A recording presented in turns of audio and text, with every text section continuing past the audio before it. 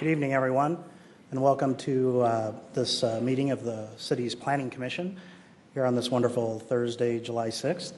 A couple things I'll just reiterate quick for those of you that weren't eagerly attentive to that guy on the TV right before this.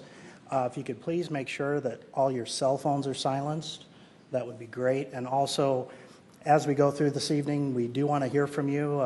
That's why this meeting is set up for public input. And just with that, I would remind everyone that we want to limit an individual person's testimony to 5 minutes. And also, please be sure that you're presenting new information that has not already been presented to the commissioners. So with that, we'll go ahead and get rolling. Denise. Yes, Mr. Chair. Item 1, approval of June 7, 2017 minutes of regular meeting. Item 2, June plats. Item 3, 6687 2017, rezone from the AG Agriculture District to the RD1 Twin Home Residential Suburban District located at 4000 South Ellis Road. Item 4, 6728 2017, rezone from the AG Agriculture District to the RS Single Family Residential Suburban District located south of East Madison Street and east of North 6 Mile Road. Item 5, 6747 2017, rezone from the RT1 Single Family Residential Traditional and C2 Commercial Neighborhood and Streetcar Districts to the C2 Commercial and Neighborhood and Streetcar District located at 1320 South Minnesota Avenue. Item 6, 6832 2017, rezone from the RD1 Twin Home Duplex Residential Suburban District to the RT1 Single Family Residential Traditional District located at 1806 East Mulberry Street. Item 7, 6912 2017, rezone from the LW Live Work District to the O Office and C2 Commercial Neighborhood and Streetcar District located north of West 57th Street and I-229. Item 8, 6937 2017, rezone from the C2 Commercial Neighborhood and Streetcar District to the I-1 Light Industrial District for allowed forms located at 5509 North Quarry Avenue.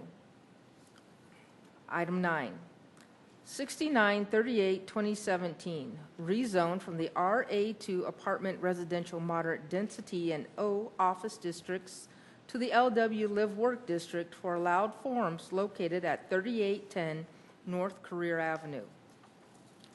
Item 10, 6963 2017, rezone from the RA2 Apartment Residential Moderate Density District to the LW Live Work District for allowed forms located at 2601 East 8th Street.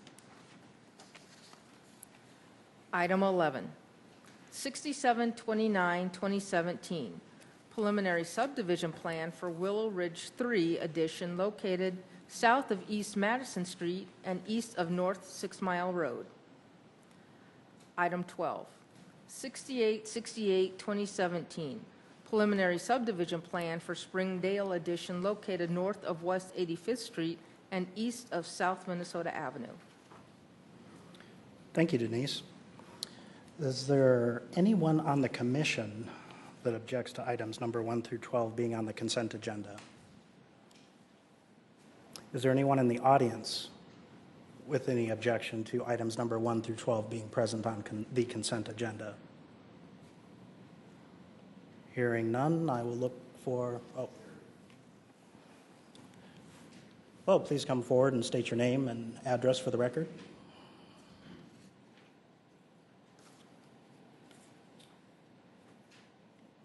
Paul Cheddar of 320 West 25th, and I object to item 5, 6747 2017. Okay. Note that we will move item number 5 to the regular agenda. Yes, that's correct. Any other comments? Thank you. I can wait for my comments till later. Okay, thank you. Thank you.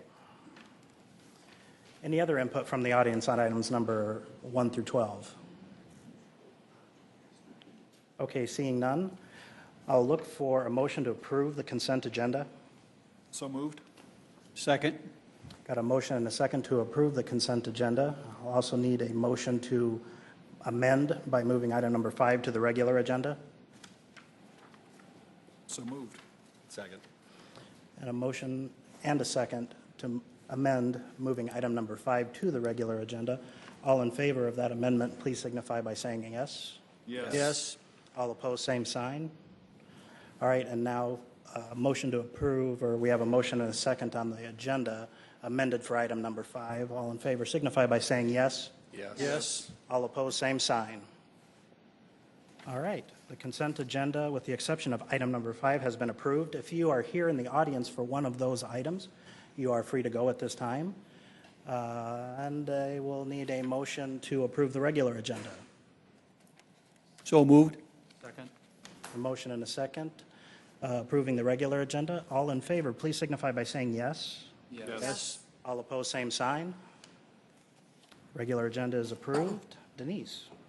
Item 5, 6747-2017, rezoned from the RT1 Single Family Residential Traditional and C2 Commercial Neighborhood and Streetcar Districts to the C2 Commercial and Neighborhood and Streetcar District located at 1320 South Minnesota Avenue. Good evening, Diane DeCoyer with planning staff. The project before you is Sherman Property Rezone. The building that exists on this property is currently zoned as C2. To the rear of the property is really what is parking, and it has been zoned as RT1, which is residential. So right now it's a non-conforming form. They're rezoning that to tie the parcel together with the building as well. There's a new owner and developer for it, so he is also looking to update the planning, the parking for that area. It's approximately just a half an acre for the C2 rezone. There is residential to the rear, which fronts on South Dakota Avenue. They would be required to provide some buffer yards between the parking area and the single family there, and they'll have to look at that with an alternative buffer yard plan at a later date if they're not able to meet the requirements. Staff felt that the application is consistent with the Sioux Falls Comprehensive Plan and does recommend approval for rezone. And the owner is here to answer any questions you might have. Thank you, Diane. Commissioners, any questions for staff? Mr. Chair, Diane, can you talk a little bit about the buffer yards that would be required? Yes. The B and the C, just what they are? Let's take a look here, assuming I've got it on.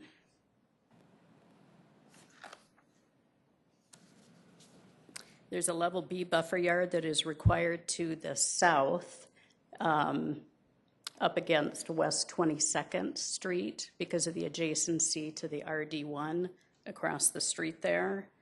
And there's a level C buffer yard required to the east, adjacent to those RT1 homes. And what does that mean? Can you give the audience a little bit more? Yeah, the level B is a 15-foot buffer yard. I don't have it in front of me. I think that's 20 units of landscaping per 100 lineal feet. The little bit of a tricky part on the east side where the level C is required for a 30-foot buffer yard is that there's a residence. You can see it on the aerial. Maybe you can point that out. The property there has a garage that actually enters their site from this commercial parking lot. So there'll have to be some kind of an easement agreement between the property owner at 1320 and then that residential unit. They would not be able to meet their buffer yard requirement at that location, which is why they're going to have to go either to Board of Adjustment for a variance or come up with an alternative buffer yard plan. So they would have to come back to see you at a later point if they don't go forward with a variance. Thank you. Mm-hmm. Mr. Chair, Diane, is there any buffering in that area now with the current No, use? no.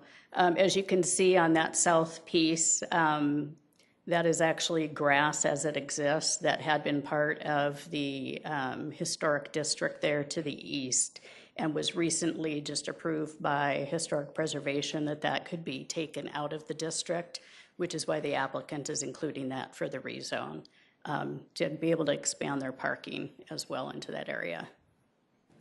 And to get their permission on the use of that access, would that be part of the process of applying for their what do you call it, modified plan? For the homeowner to be able to access the garage, no, that is something that the property owners would have to work out together. Okay, so it's provided now, but it wouldn't necessarily... It's provided now, but because of being able to bring that up to a C2, and based on the form and the requirement for a buffer yard, yeah, they'll have to get that resolved. They can always continue to park there, but they'll have to make some adjustments to the requirement of the buffer yard.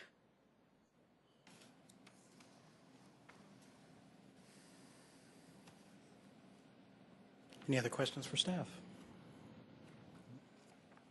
Thank you, Diane. Is the applicant here this evening? Good evening, sir. Good evening. Dan Brentro, 1201 West Russell Street. Add, Dan? What's that? Anything to add? No, I guess I've got two friends and colleagues here. Paul Cheddar is the person who objected. I asked him to sit next to me to figure out what his concerns are, and I would actually like to yield the floor to him so he can address whatever his concerns are and we can respond to those. I can tell you as well that that house that has the garage on the back of it is also owned by a friend and colleague of mine named Bob Trzynka. He's not here tonight. He's in favor of the proposal, excited that we're going to be doing something to renovate that building and make it look nicer. I don't think we're going to have any problems coming to an agreement on access. They already have an easement by prescription. It's not written down anywhere, but you know, as an attorney, I can tell you I can't just shut him off from his garage, and I have no plans to. So there is on the northeast corner, if you look at that drawing there, you see that grassy part. That's another existing buffer. I don't know if Diane mentioned that, but there's a 5 or 6 foot brick wall that surrounds that parking lot, and so that grassy area already is sort of a type of buffer away from the rest of that. To the north is a commercial garage and commercial parking lot and another commercial retail building. And then that southern piece in the dark black line there abutting 22nd Street was a home that burned a few years ago. It was in the historic district. I don't think the home itself had any particular historic characteristics. It just happened to be in that area. And so what we're attempting to do is create essentially an alley that allows egress to 22nd Street and 21st Street, parking for the building. The rezone was just the discovery that this is, by some happenstance, already zoned residential, but it's been used as a parking lot for 30 or 40 years. So we're just trying to clean up the diagrams. So I'll let Paul address his concerns, and then maybe I can respond to his. Sure, just 1 second, please, sir. Oh, yeah. Commissioners, any questions for the applicant? Appreciate it. Thank you, Okay, sir. thanks. Is there anyone in the audience that would like to speak on item number 5? Thank you, Mr. Chair. Again, Paul Cheddar, 320 West 25th. I live at the corner of 25th Street and Dakota Avenue, about 3-4 blocks south of the property in question.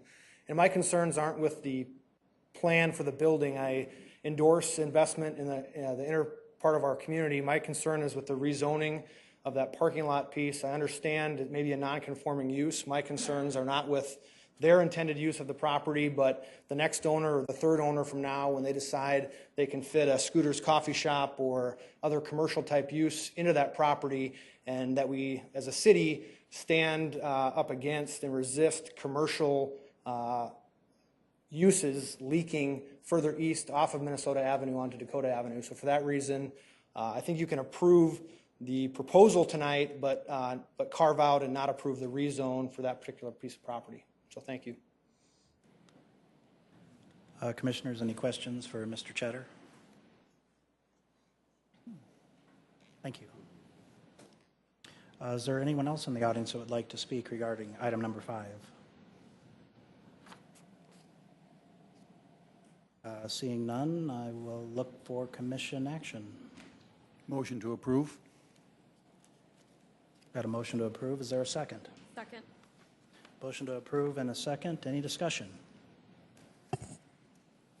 I think always when we can clean up these kinds of odd situations, it's always a better thing for planning, and it allows us to really understand what that function really is. The reality of breaking out a parking lot and turning it back to residential isn't realistic in this case, so I think it makes sense to go ahead and change it.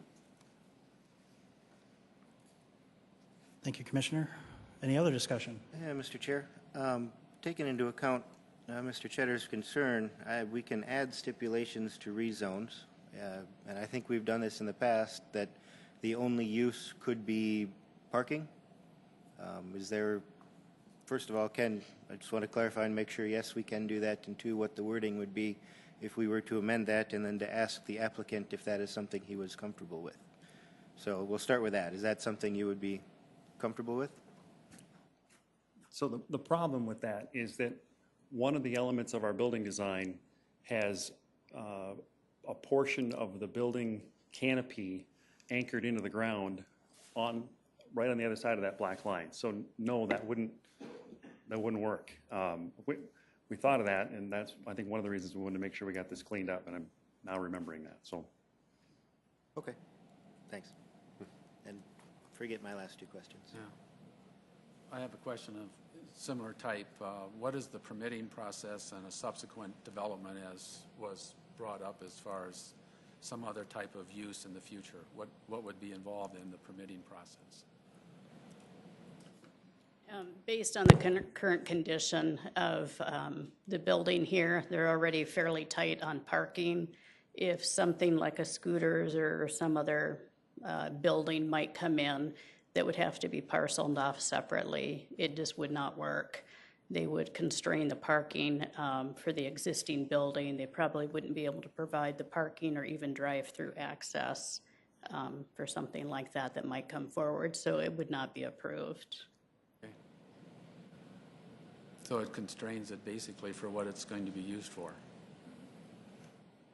No, they would be able to provide the parking in the area that they're shown for the rezone. Right. If another building were to come in, it would then constrain or take away parking from the existing building, and they can't afford to lose any parking stalls. We've been working with them on this for a little bit, so I'm familiar with the plan. Not to interject a thought, but not going into the future, maybe the concern is if that whole block was C2 and became one large property completely raised and redeveloped, then they would be subject to buffer yards irregardless of a potential variance they might get for this purpose. Those homes on Dakota Avenue, I can tell you as the liaison for preservation, it would never get approved by the board to be able to raise those homes. Several of those are contributing to the historic district. And even if our board were to approve something like that, the State Historic Preservation Office would not, so. Correct, going east. I was talking going west, if they wanted to start over with a blank slate and then redevelop that block to the west. Sure. Then it would be subject to C2 buffer yards irregardless of any variance. Yes, correct. That comes out, or easement for the one house for this parking scenario. Thank you. Yes. Thank you. Commissioners, any other questions for Diane? Getting a good workout tonight. All right, any further discussion?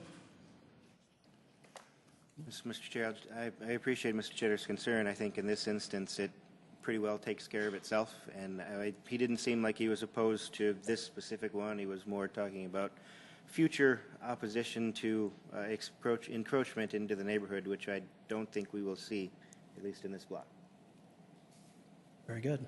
I would agree with that for the same reasons that he's identified. Very good then. There's a motion and a second. We've had good discussion. All in favor of item number 5, please signify by saying yes. Yes. Yes. All opposed, same sign. Item number 5 is approved. Pardon me. Item 13, 6219-2017 rezone from the AG Agriculture District to the LW Live Work District for allowed forms located north of East 6th Street and east of North Bonson Avenue. The applicant and owner for this rezone is Lois and Kelly Brown. They have a representative, Arlie Brendy, that is here with them tonight as well. The property is located north of East 6th Street and east of North Bonson Avenue. The 6-acre site is currently zoned as agriculture, and the owner is requesting to rezone to LW or Live Work, but the owners do not have a buyer or proposed development at this time. The request is to rezone so that the property owners can sell the property to a prospective developer. Live Work provides for a variety of forms and uses. I'm going to just identify those, especially for those in the audience. The primary forms for Live Work are BCF1, which is a business and community small facility, MD2, which is a multiple dwelling moderate density. The secondary forms are MD1, multiple dwelling low density, AD1, attached dwelling twin home, AD2, attached dwelling 4-unit townhomes, AD3, attached dwelling 8-unit townhomes, RE1, which is limited retail, NF1 and NF2, neighborhood facilities, UT1 and UT2, which are basic and tower utilities. The property is unique with mature. What happened to our other?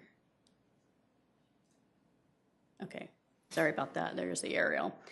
The property is unique with mature trees to the north and east that were originally planted by Lois Brown's father.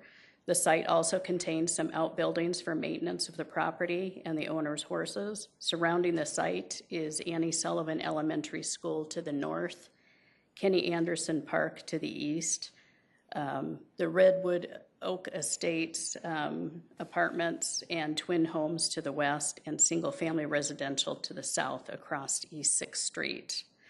Because the applicant does not have a development plan for review for the rezone, staff has prepared a concept plan for discussion purposes only. The intent here is to show possibilities of what could be developed on the site. The plan also shows the possibility of maintaining some of the mature trees at the center of the site, as well as a unique stone building that exists.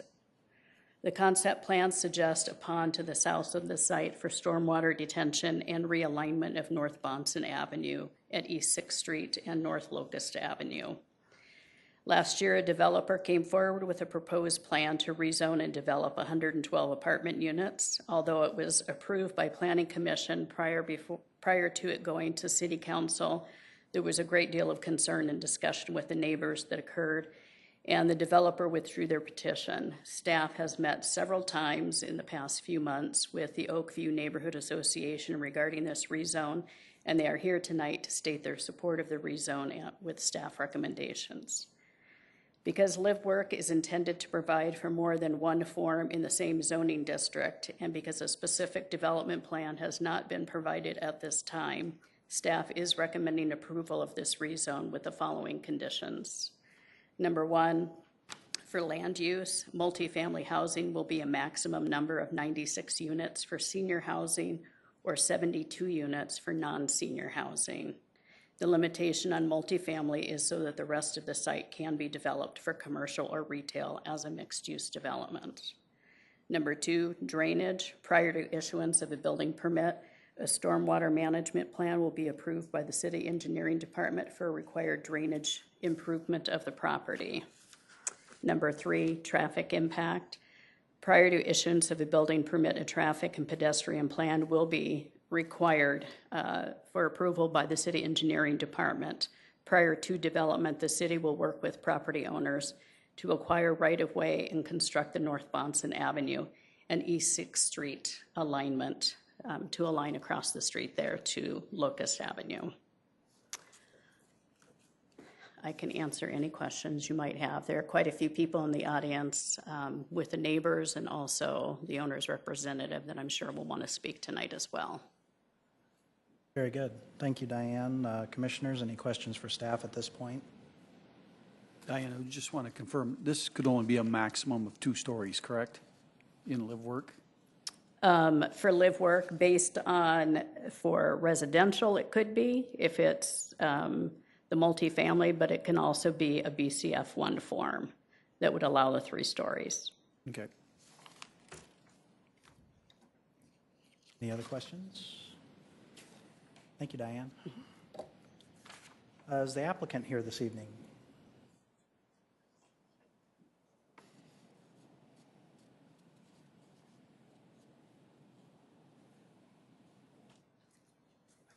Good evening, sir. Good evening. My name is Arlie Brendy.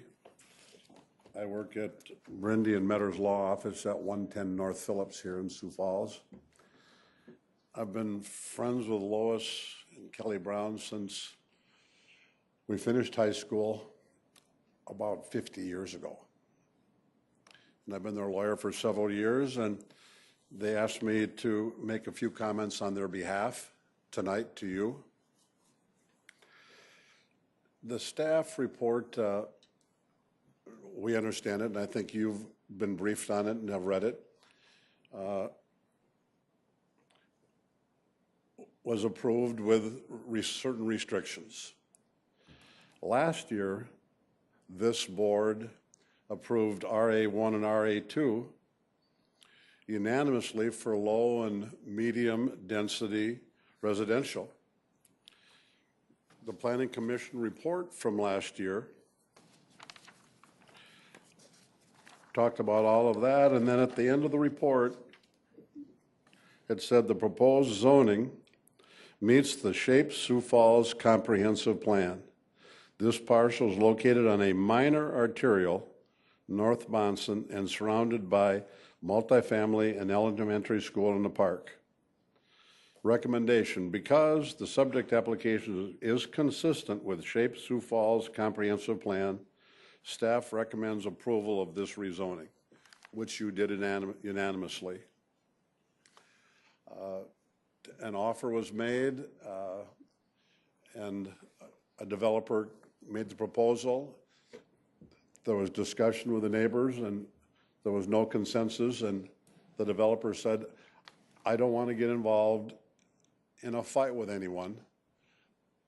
I'm withdrawing my offer to purchase this property, which the Browns had for sale for 4 or 5 years with no zoning other than agricultural.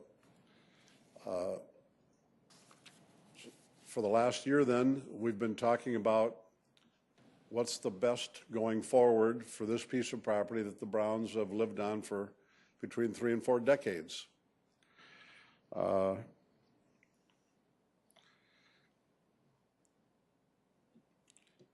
We have no buyer.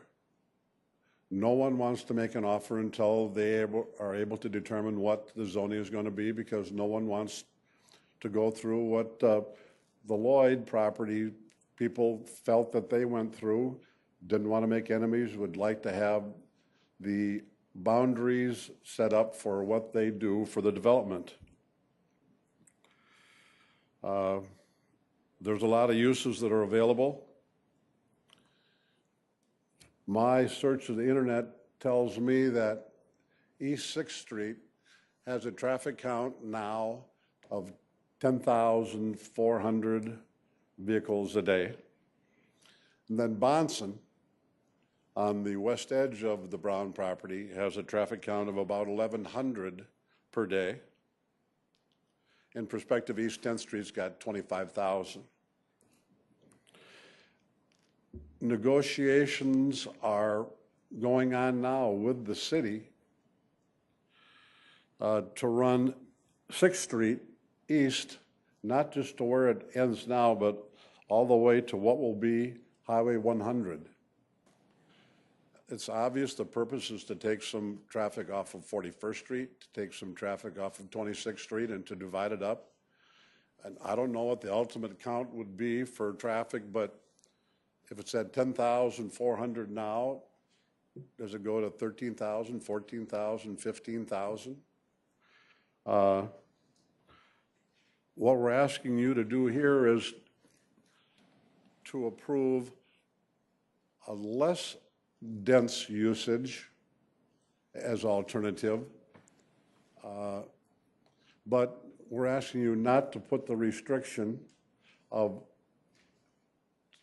X amount of apartments or X amount of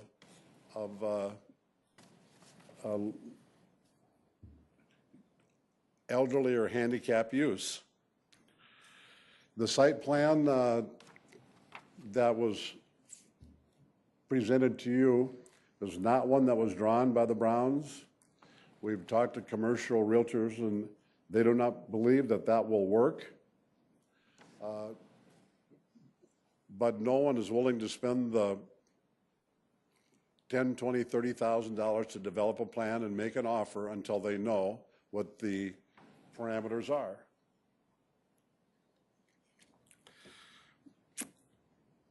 The Center for Active Generations is not interested. They want to be closer to commercial uses for their people.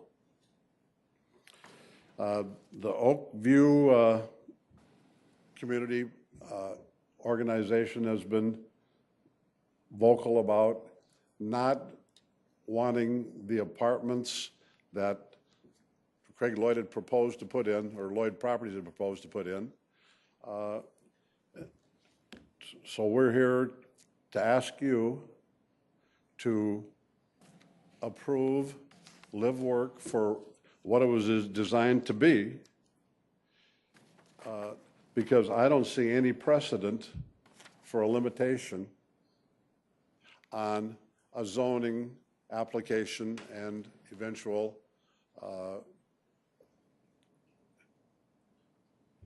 practicality. As you look at the aerial, the homes south of 6th Street are, in my mind, much more affected by 10,400 to 15,000 cars a day on 6th Street, and they're much more affected by the jut between Locust and Bonson, which,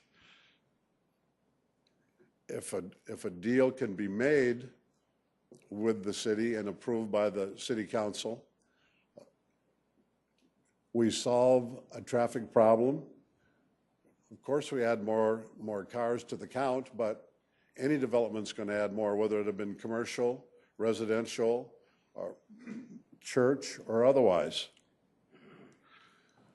We have 2 rows of beautiful trees on the north side and the west side, although that's just buffering the school and the playgrounds and ultimately Washington High School to the far east. I think America was founded on a compromise between a property owner's rights and that for the general welfare of the public. But in my mind,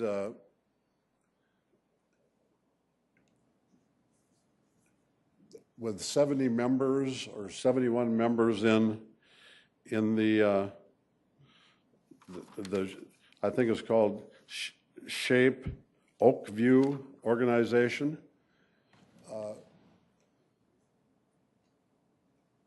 none of them, with the exception of a twin home and 3 single-family homes, are adjacent to this property.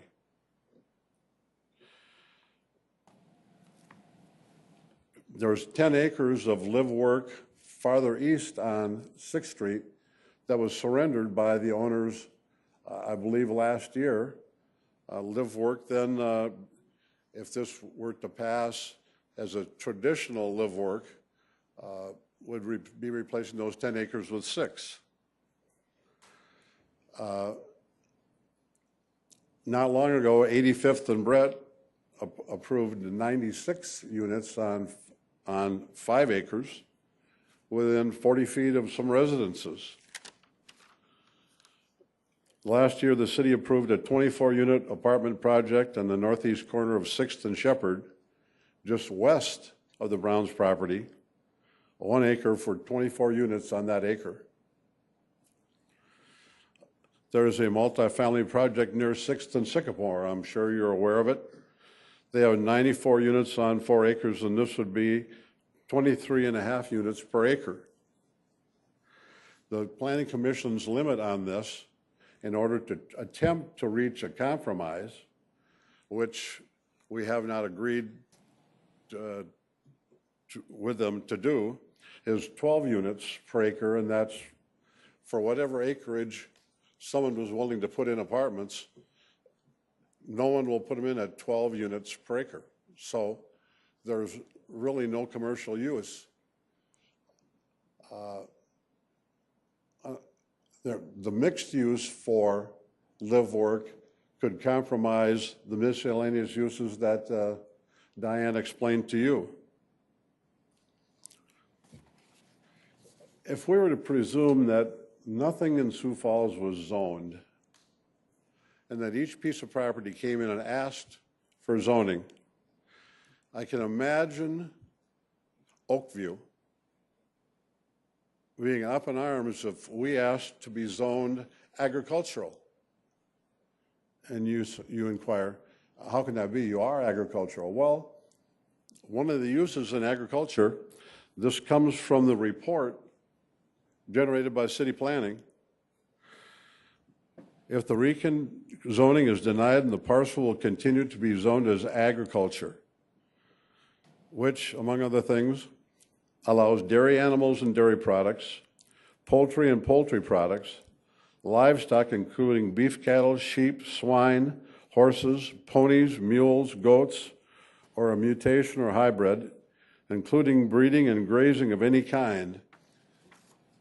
They'd be up in arms to have what could be done at this property the way it's zoned now agricultural. So what I'm asking you to do is to say, I appreciate city planning trying to compromise here, but it made sense to city planning a year ago to say it's consistent with the SHAPE Sioux Falls Comprehensive Plan to approve RA1, apartment residential low density, and RA2, moderate density. We really need some long-term vision here, not just what happens in the next year, but over the next 10, 20, 30 years. 6th Street is going to continue to the east. The traffic count's going to go from 11,000 to 14, 15,000, 20,000 cars.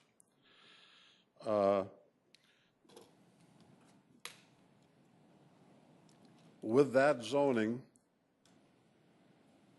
we have the detention, which we provide for. We line up Bonson and Locust. My clients can market their property with a live work, knowing that anyone who's interested will spend the money to do all the development plans because what they were proposing to do fits live work.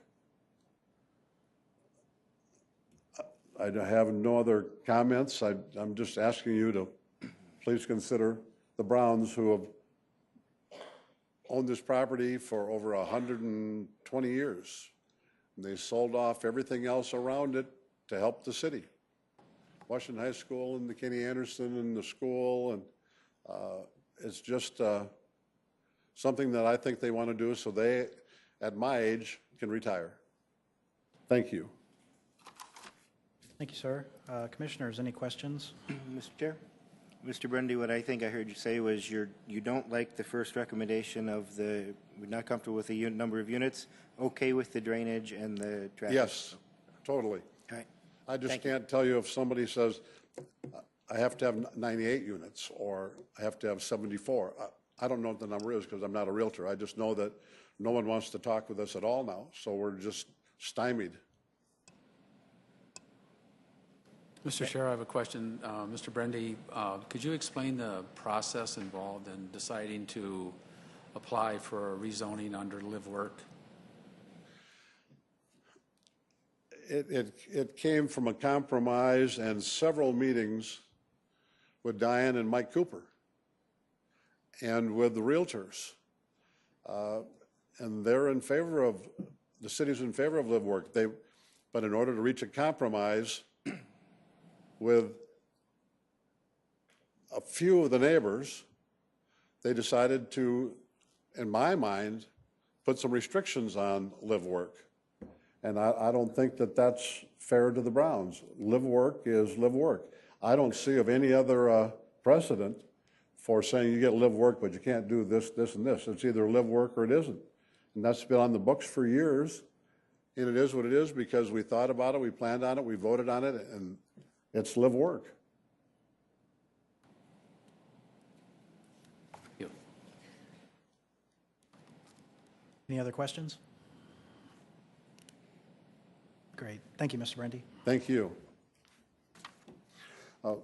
Lois and Kelly would like to say a few words, but they'll just wait their turn again. They'll just have a couple of comments just from their heart. Thank you.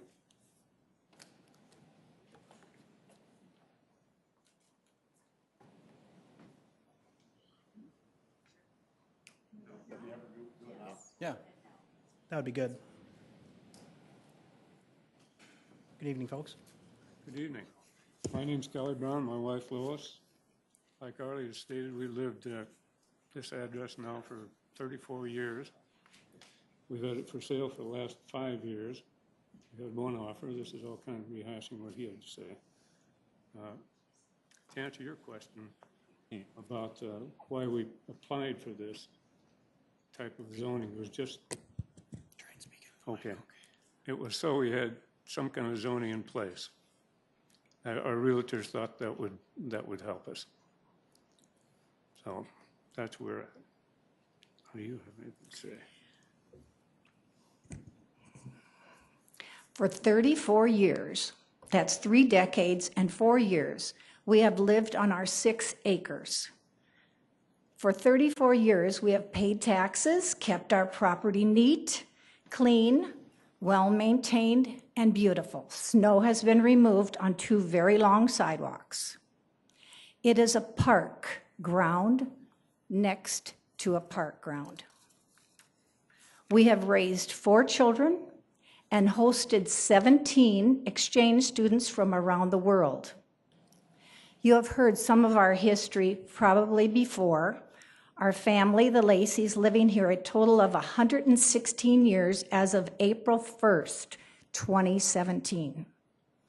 You have heard of our 5 years, 4 real estate companies working to help us sell this unique parcel.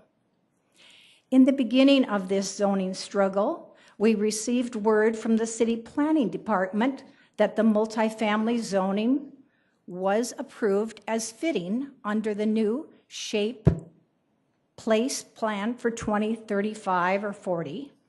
Our hopes were dashed as our neighborhood community violently opposed that multifamily use. And the city planning came up then with an idea, a plan to appease and place these conditions on our land. Even our Minnehaha County feels our property is worth much more, as our assessed valuation of this ag zoned land increased from $165,000 to $250,000 to $350,000 in 2 years. A 94% increase in 2 years. My husband Kelly works as a rural mail carrier. I work during the school year as a substitute teacher and as a driver's education instructor for both Harrisburg and Sioux Falls Community Ed program. Spring, summer, winter, fall, I'm driving the city streets and the interstates, preparing your children to be safe drivers. We were hoping to retire with the sale of this property, but that plan has been put on the back burner for 5 years now, since 2012. The plans that the city planning department have made for our property overstep the bounds of our property rights. The conditions they have placed on us, we are the applicant for a zoning change, will not permit nor give a developer the freedom to make the best use of this great space. Number one, we have 6 acres in town. Number two, we are next door to a school. Nobody needs to cross the street. 3, there's a park at the back door. Number 4, we're close to a library, 1 block away. 5, we have 2 bus services at the curb. We are the sellers, not the developer. Please do not hamstring us by a conditions clause. That would stop any prospective buyer or developer, and it has. And therefore, it's stopping any sale for us. We ask only the live-work zoning with no conditions. Our case is simple. As we celebrate our country's Independence Day this last Tuesday, this is a case of property rights. It is our property, our private property. Our rights were given to us by the Constitution of the United States. We own this property. We pay taxes on it. We keep it clean. We move the snow. We want to sell our property without any conditions. Please change to live, work with no conditions. And I thank you. Thank you, Mr. and Mrs. Brown. Commissioners, are there any questions for the Browns at this point? I have a question, Mr. Chair. Do you have anything in mind? What was your vision for this land? You know, really, we don't. We really don't. I'd like to see multifamily housing there. I was thinking it would be wonderful. I saw a newspaper article for homes, apartments for people who are autistic, and our property is, we're back off the road. People don't even know what space we have there. And it would be a wonderful place to set up some sort of an apartment complex for people who really need to have a quiet, peaceful area, because we do have a lot of peace at our place. Stop out anytime. Thank you. Mr. Chair, I do have a question just before you go. Okay. Mr. Grundy said you guys were comfortable with the drainage and the traffic impact conditions, but not the limitation on the number of units. Are you saying you'd rather have 0 conditions? 0 conditions, please. Okay. We have, in order to sell it, nobody's coming. 5 years. Okay. Thanks.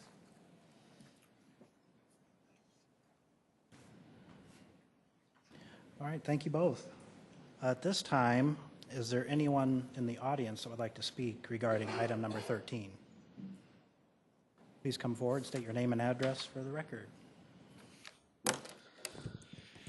Commissioners, hope you had all a great long weekend. My name is Tony Burke, and I live with my family at 804 North Caleb Avenue. As president of the Oakview Neighborhood Association, there are over 1,400 households in the Oakview neighborhood area. We have over 200 plus property owners that are in support of this Planning Commission report that's been presented to you tonight. Please accept this testimony in support, again, of this City Planning Commission staff report that recommends approval with conditions of the 6th and Bonson rezoning. I'd ask that many of the neighbors that are here tonight to please raise your hand. Over the last year, we have engaged the neighborhood, city staff, the property owners, and developers through meetings, conversations, social media, and surveys. Our neighborhood goal continues to be the same when we were here last year, to find an acceptable plan for the Oakview neighborhood, the property owners, developers, and the city. Through this engagement, we feel the City of Sioux Falls Planning Department report as submitted to you, as presented to the neighborhood, addresses several issues concerned through compromise. Density. The zoning change from agriculture to live work with conditions fits the Shape Sioux Falls Comprehensive Plan. The Sioux Falls Planning Department staff report addresses density concerns. We believe the conditions outlined are favorable to the neighbors and property owners, given the maximum of 96 units for senior housing and 72 units for non-senior housing. Water management. Prior to issuing a building permit, a completed stormwater management plan is necessary to address numerous concerns presented here and at council meetings by neighbors and also the Hills of Rest Cemetery. Traffic impact. As the staff report details, addressing the long-standing issue of misalignment of Locust and Bonson Avenue at 6th Street is urgent. The realignment is a sound measure to provide a safer and friendlier environment for vehicle and pedestrian traffic. Given the frequency of near-miss incidents involving pedestrians at this irregular intersection, a comprehensive traffic and pedestrian walkway plan is required to alleviate fears of neighbors and the Path Committee, who go on record of having concerns for this area for some time. This must cover the area accessing and including Annie Sullivan Elementary School, the Oakview Library, the Kenny Anderson Park, and the Washington High School. Again, in summary, the Oakview Neighborhood Association, with over 200 property owners, are in support of the approval of this report with conditions, as revised through collaboration and compromise. We thank you for your leadership and your active listening throughout this rezoning process. We urge that the report, in its entirety, be moved forward to the City of Sioux Falls Council for action. Thank you. Commissioners, any questions for Mr. Burke? Seeing none. Thank you, sir. Is there anyone else in the audience that would like to speak regarding item number 13?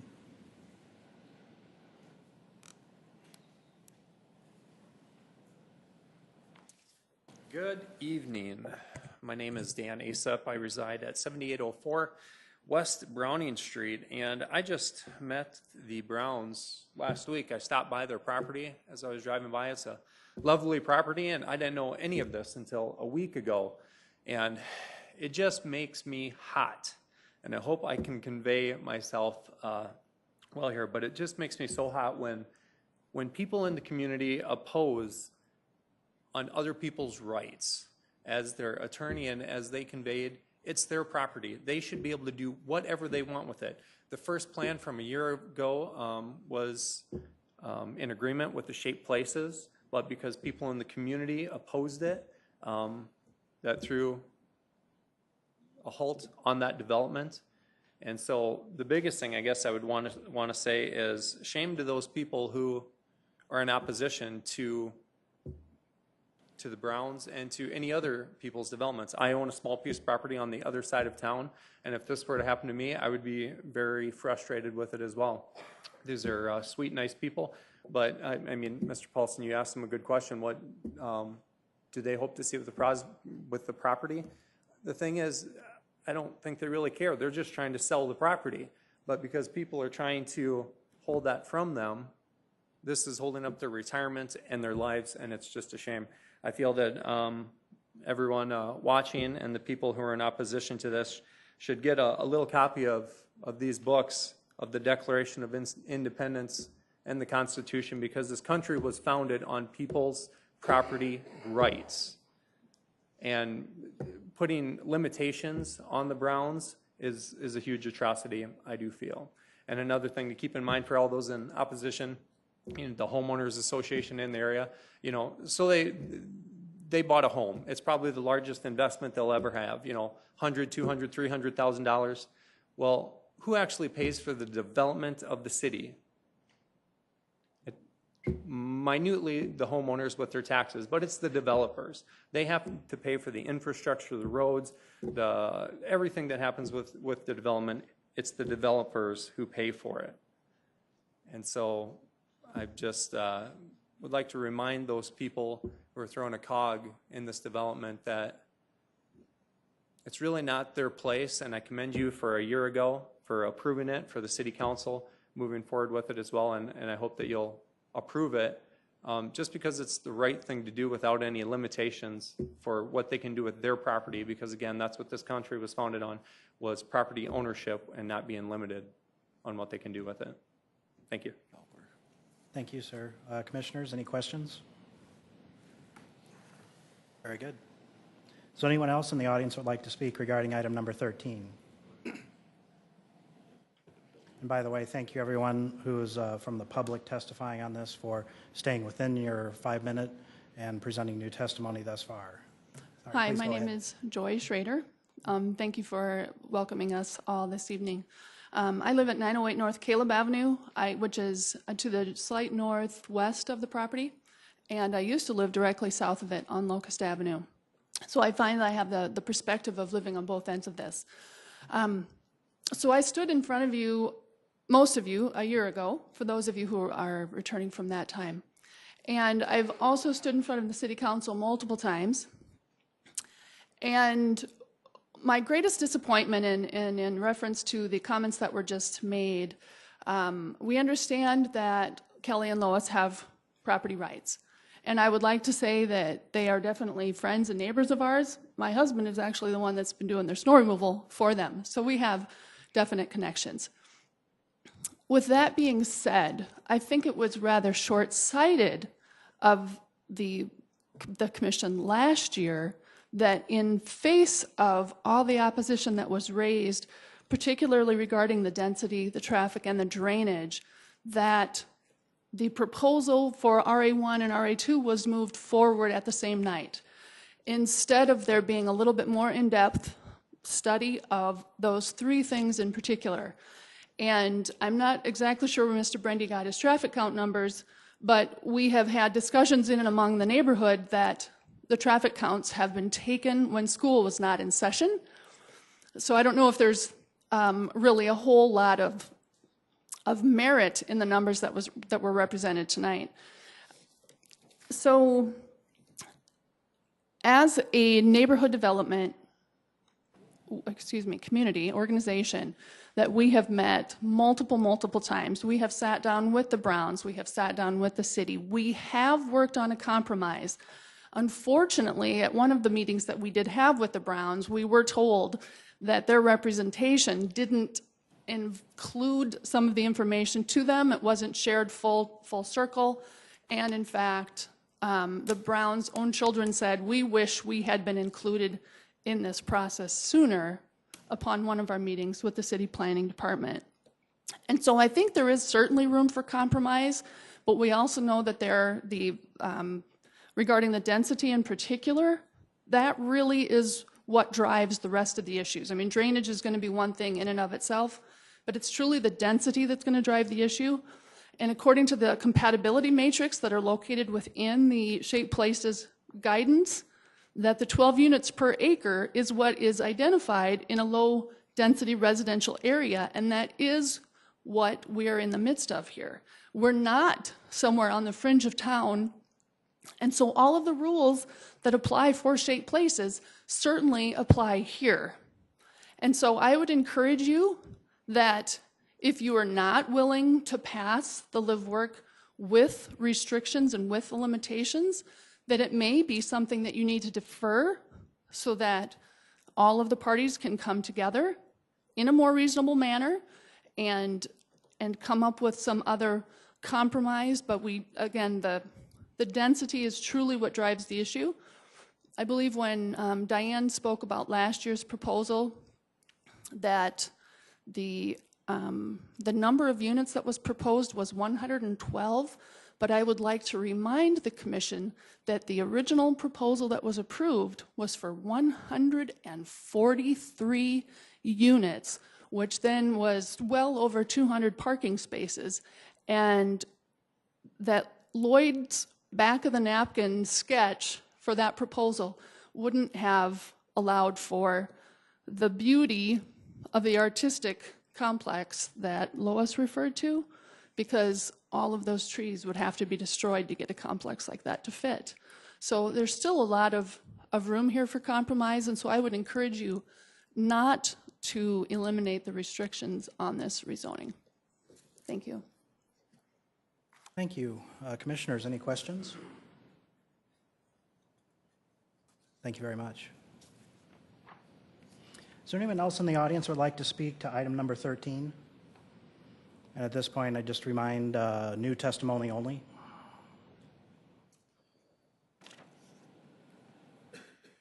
My name is Jay Root. I live on 3914 East 3rd Street. My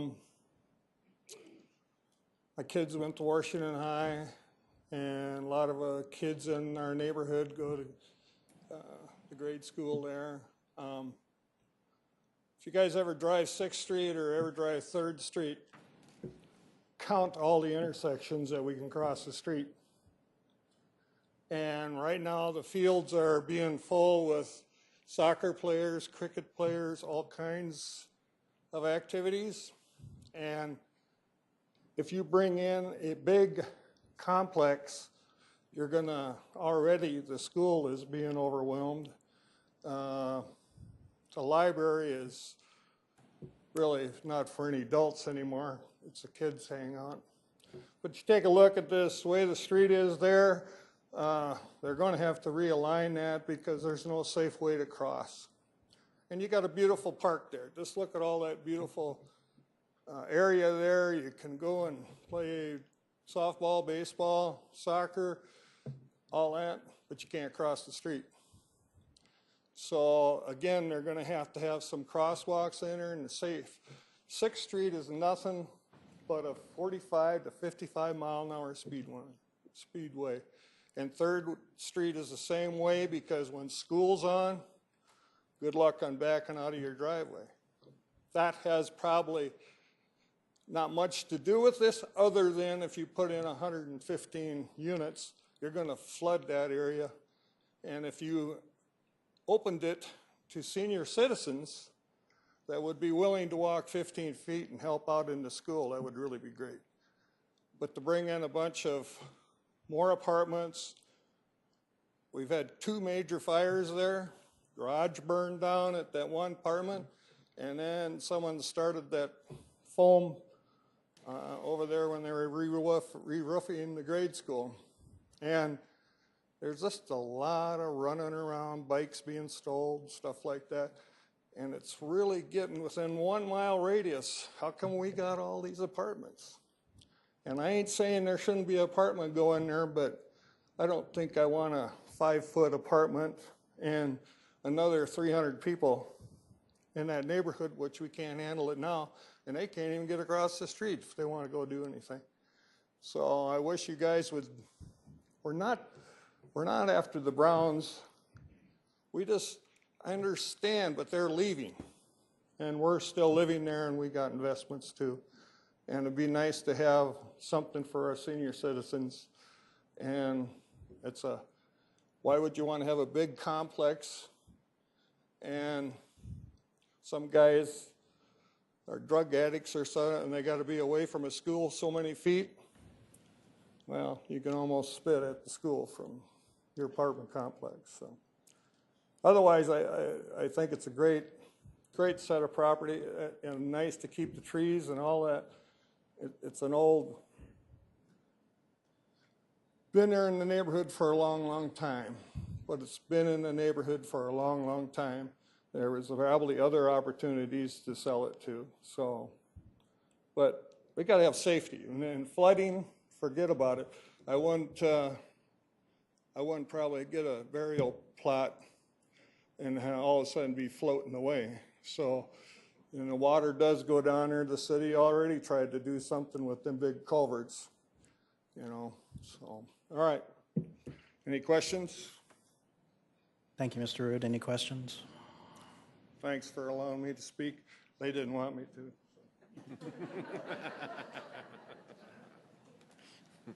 to. Any other testimony from the public on item number 13?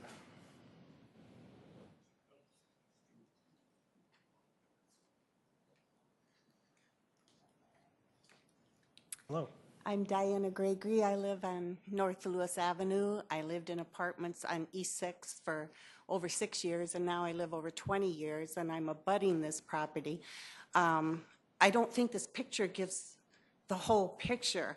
And it's the things we have addressed, so I won't dwell on them, but density is immense there. I don't know how many of you have driven down 6th Street. From that property going west, apartments, apartments, apartments, and they're not, ideally, we would all hope that whoever bought this property, if you remove the restrictions, would keep that in mind. But if you remove those restrictions, my fear is it's going to be solid 3-story apartments, and the density can't handle it there.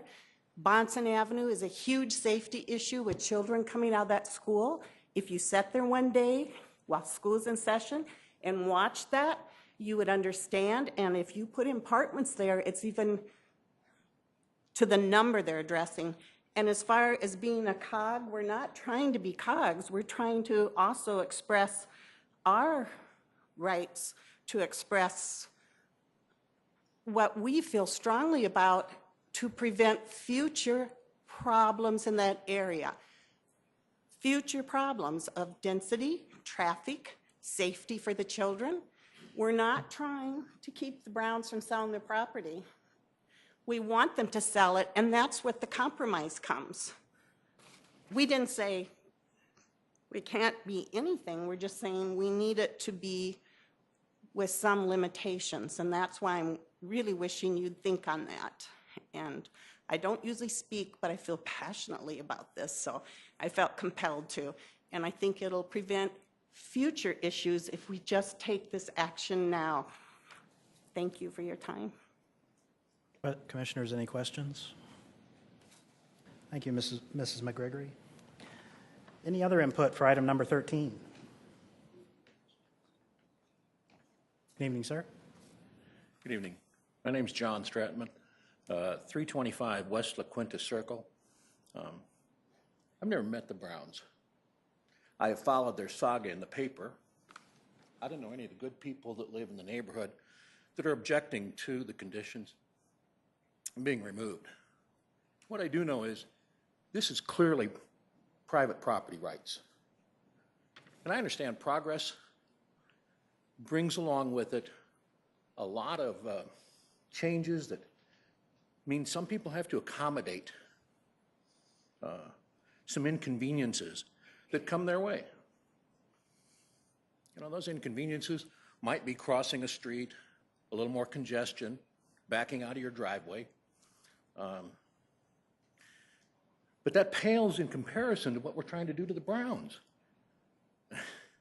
It's been said tonight, well, we're not after the Browns. But you know what? If you don't remove those restrictions, you're sure as heck after their pocketbook. And if that's what the people want to do, let the kind people that live in the neighborhood buy the property at a fair price and let these people move on. I don't see how any conscionable decision can be made here tonight that doesn't give the Browns what they're asking for. They're asking very simply, let us sell our property. It was said earlier, we're not trying to stop them from selling the property. That may be true. But I'll tell you what, they're trying to stop them from selling it at the fairest, highest value that the property can bring. And I understand completely the inconveniences that might be suffered by a lot of the other people in the neighborhood. That's unfortunate. It really is. That happens every time a new building goes up somewhere. Happens every time somebody buys a new car and drives on the streets, and we got one more car going up and down the streets. So I would ask you, give the Browns an opportunity to sell their property at the highest possible value.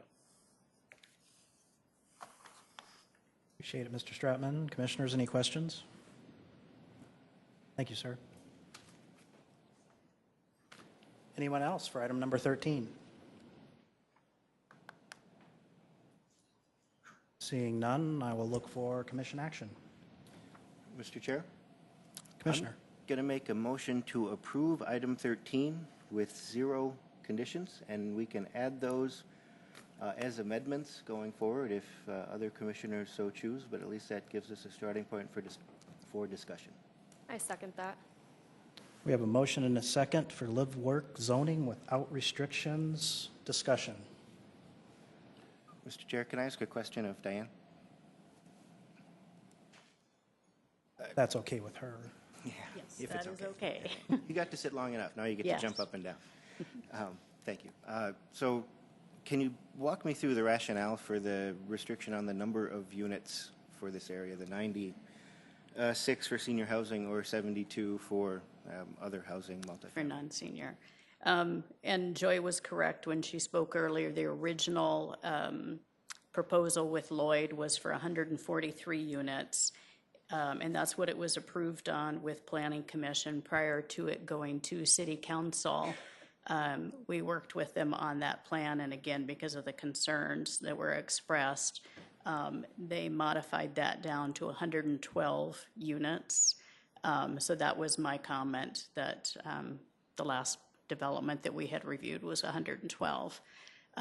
Based on some of the concern with the elementary school and the traffic and congestion with children, we were trying to limit the number of vehicles that were pulling in and out, or mostly out of that 6-acre parcel with 112 or whatever number it might be. We were trying to minimize that. And certainly if there were 96 senior housing units there, maybe they're not 8 to 5 working, maybe they're retired, maybe they have 1 car per couple.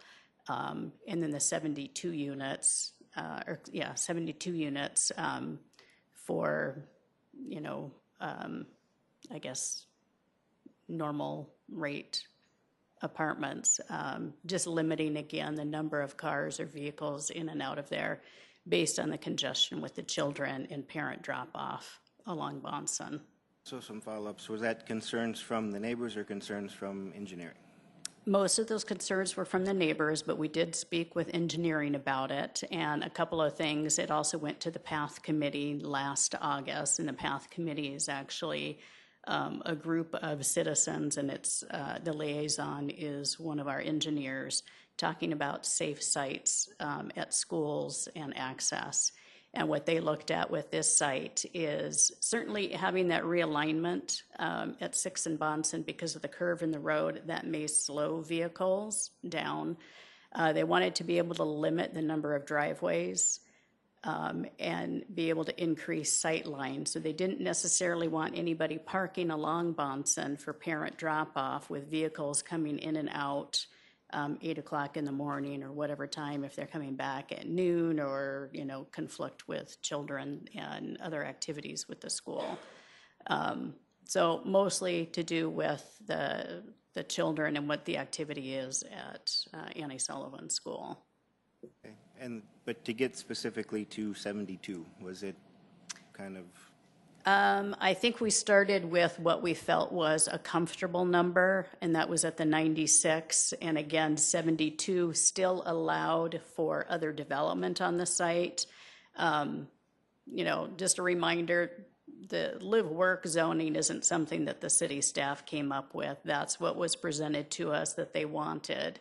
The other option, of course, is they could always wait to rezone the property when they do have somebody that is interested in buying it and developing it. Otherwise, coming back to the 72, we just felt as though having that number of apartment units allowed for other retail or commercial office development. Really, live-work is truly a mixed-use development, so that was our goal with it.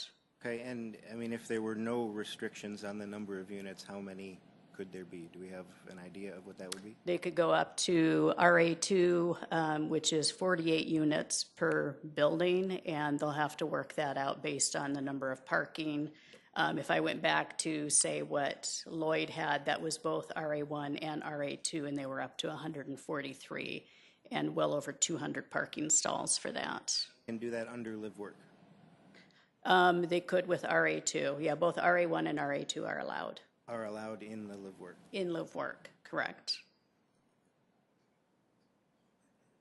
Mr. Chair, I have a question of Diane. The only development plan we've seen with regards to this property in terms of this rezoning request is the one that the staff worked on, and could we see it?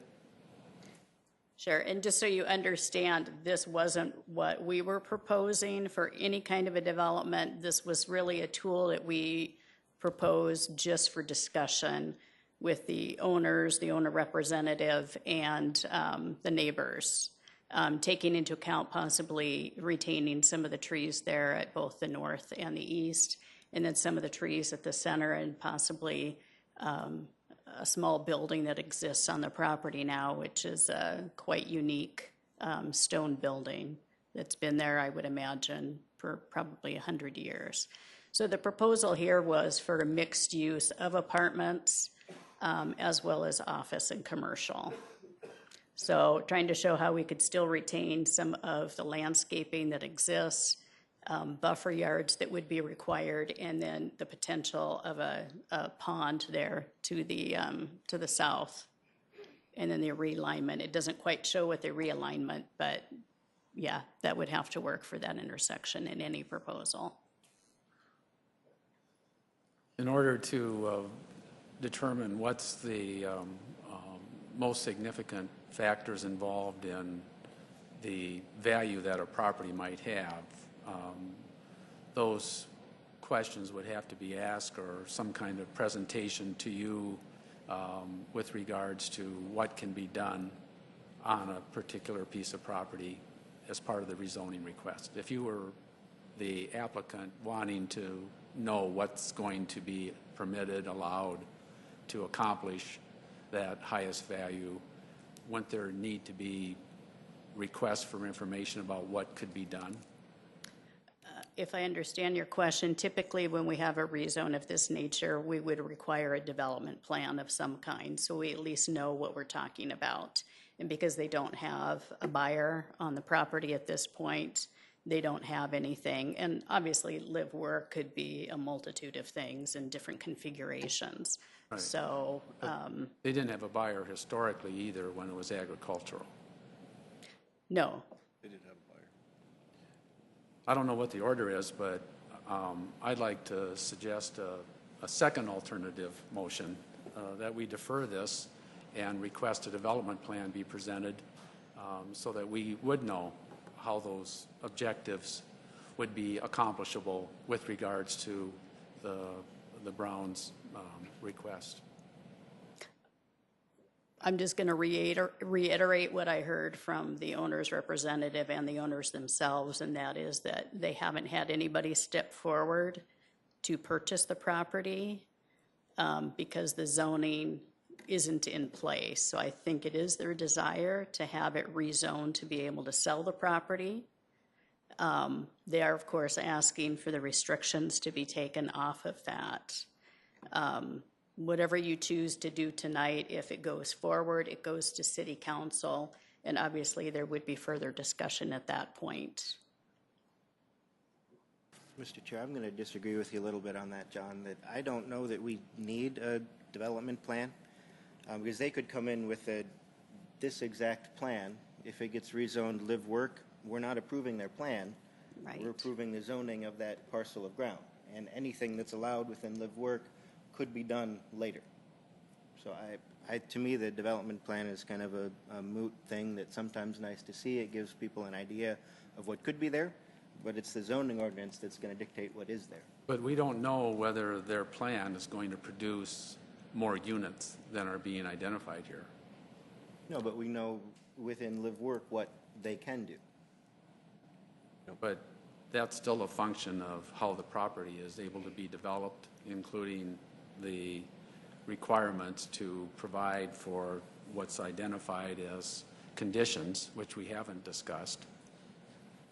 In that, I assume, would be affected with regards to the realignment and how that will create a different setback status for the property. The drainage, is a requirement of a permit anyway, so, we're just reiterating what's already a requirement. So it is a condition. We can't take that off. They have to comply with that in order to get a permit. And it seems like you had proximity around a compromise, but the missing pieces are what isn't able to be done as compared to what's being proposed in your recommendations of what could be done to produce something that would be marketable under a rezoning procedure. I hope that was clear. We don't know how many apartments they can build other than what we've been told by the staff, because we don't have their plan.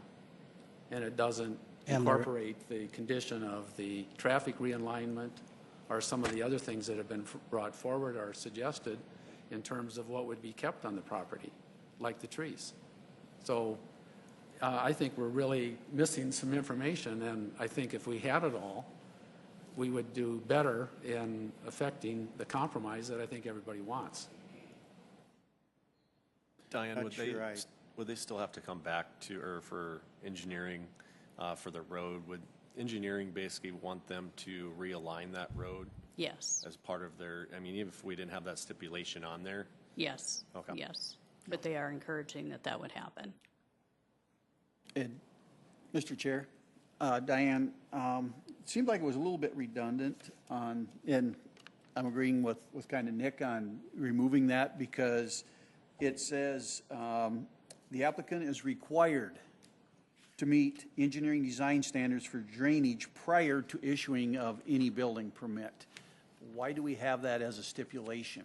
I think it was more as a reassurance, because that has been a concern and issue for the neighbors. So that condition was put in basically as a reassurance to them that that would be taken care of. So it's really not needed, because Like you said, it is redundant.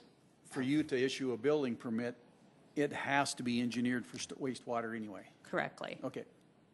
Diane, have we ever put these stipulations on another piece of property?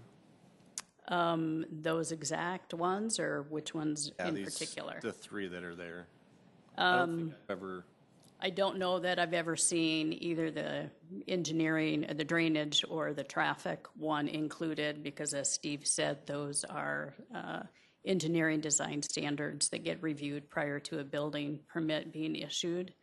In terms of the limitation on the number of units, we've had various conditions on other rezones in the past, but I don't know that it was that specific to a live-work with limitation of apartment units.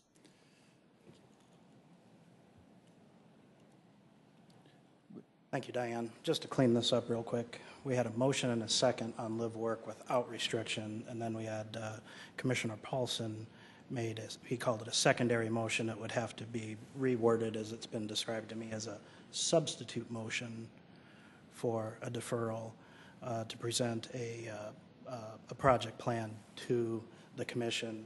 And again, in the spirit of cleaning that up, is there a second to that substitute motion? Okay, seeing none, that will fall off for lack of a second, and I just wanted to clear that up before we continued forward. So, any further questions for staff at this point? Thank you. Thank you, Diane. Any further discussion? Well, I would move for an amendment to add the traffic impact requirement. When city staff and engineering ultimately require something like this, to make sure that the future property owner would be amenable to an adjustment that would align the roads. I think that makes some sense to apply to this case. It will happen anyway, but as this is a specific requirement, that would help the new potential owners to understand that particular limitation and protect the city's interest at the same time, in my opinion. So that's why I'm advising for that particular amendment. Very good. Thank you, Councilor Irvin. So we have a amended motion to add the traffic impact study with the requirement thereto to align the roads, meaning Bonson to Locust Avenue. Is that correct? Correct. Is there a second?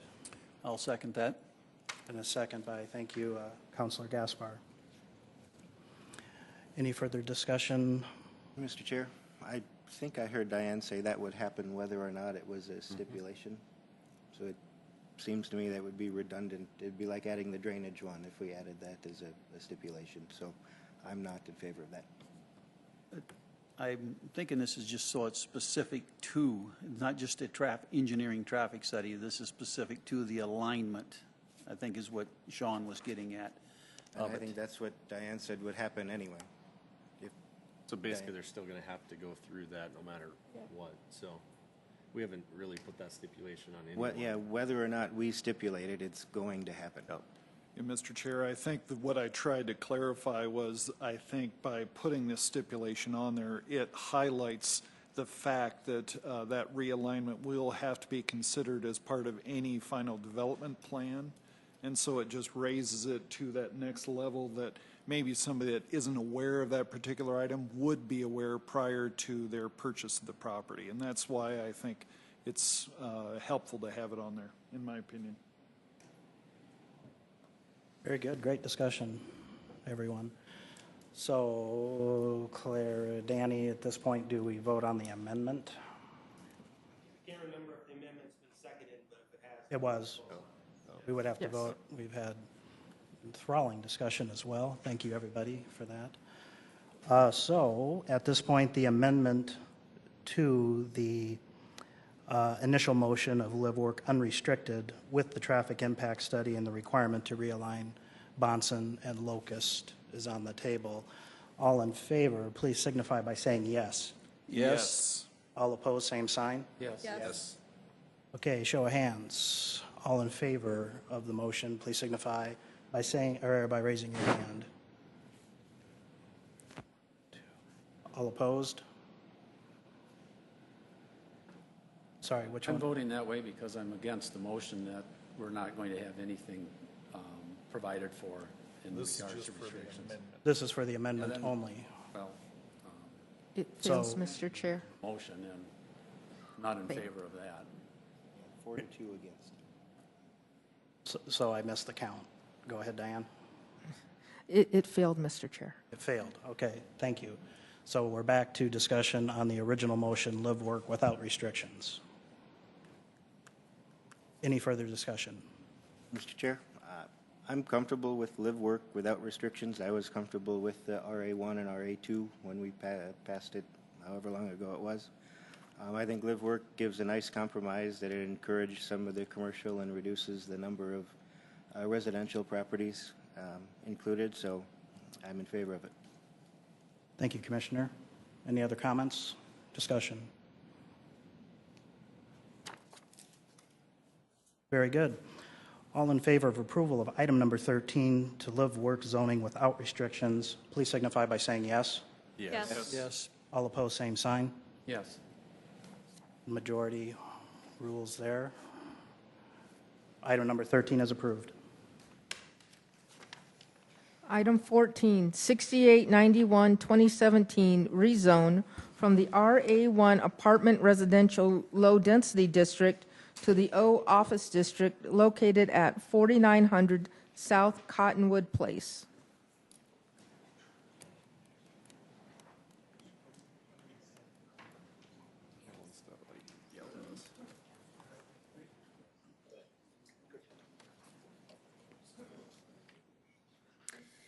The applicant for this is Kenneth Cheddar, and the owner is Kevin Keating with Murray Properties. The property is located north of West 57th Street and South Oxbow Avenue.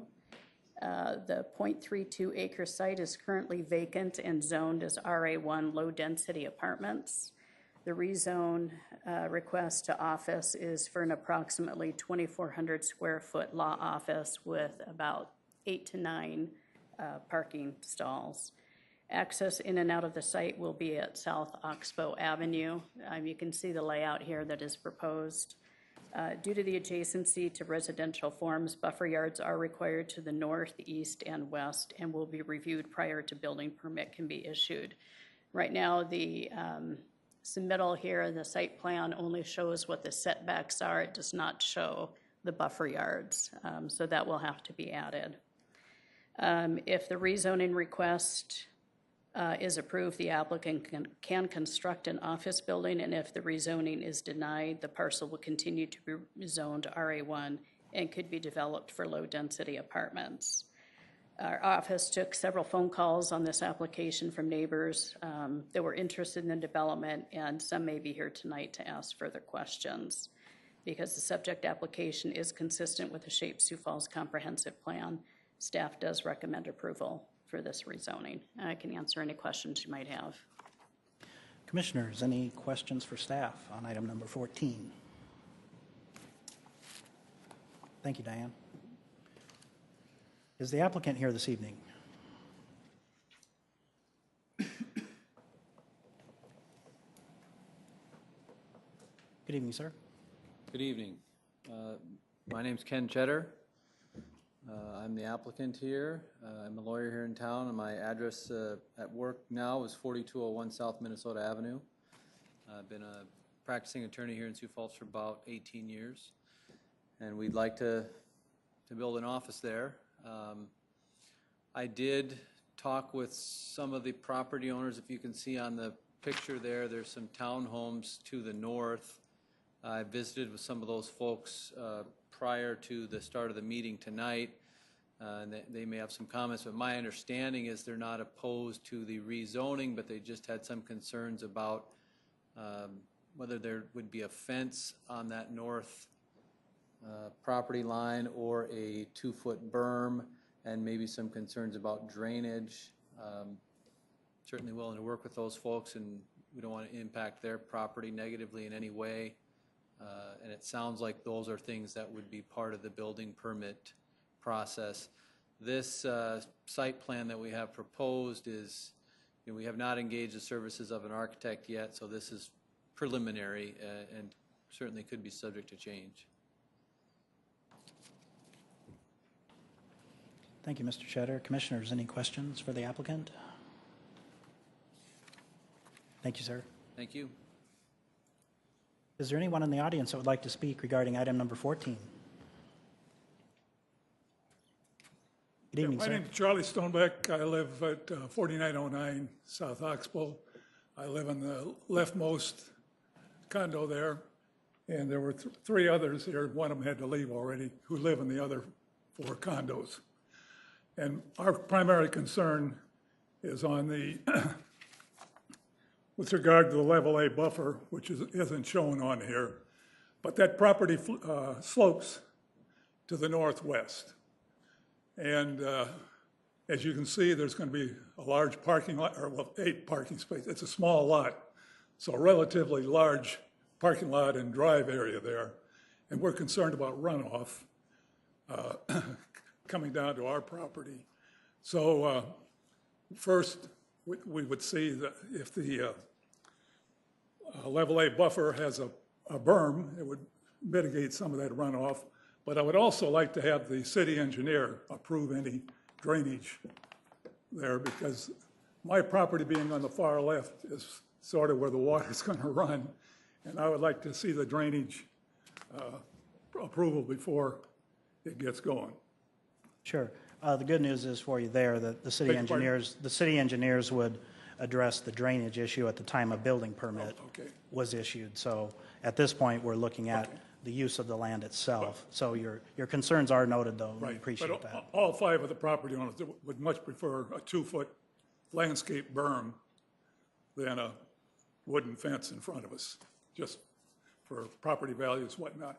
But we really have, I have no objection, and the other people I've talked to have no objection to what the applicant is proposing there, so long as they address the drainage issue and the berm, the looks of them, instead of having a 4-foot fence in front of us. Thank you. Thank you, sir. Any questions, Commissioner? Sorry, forgot that piece there. Anyone else like to address item number 14?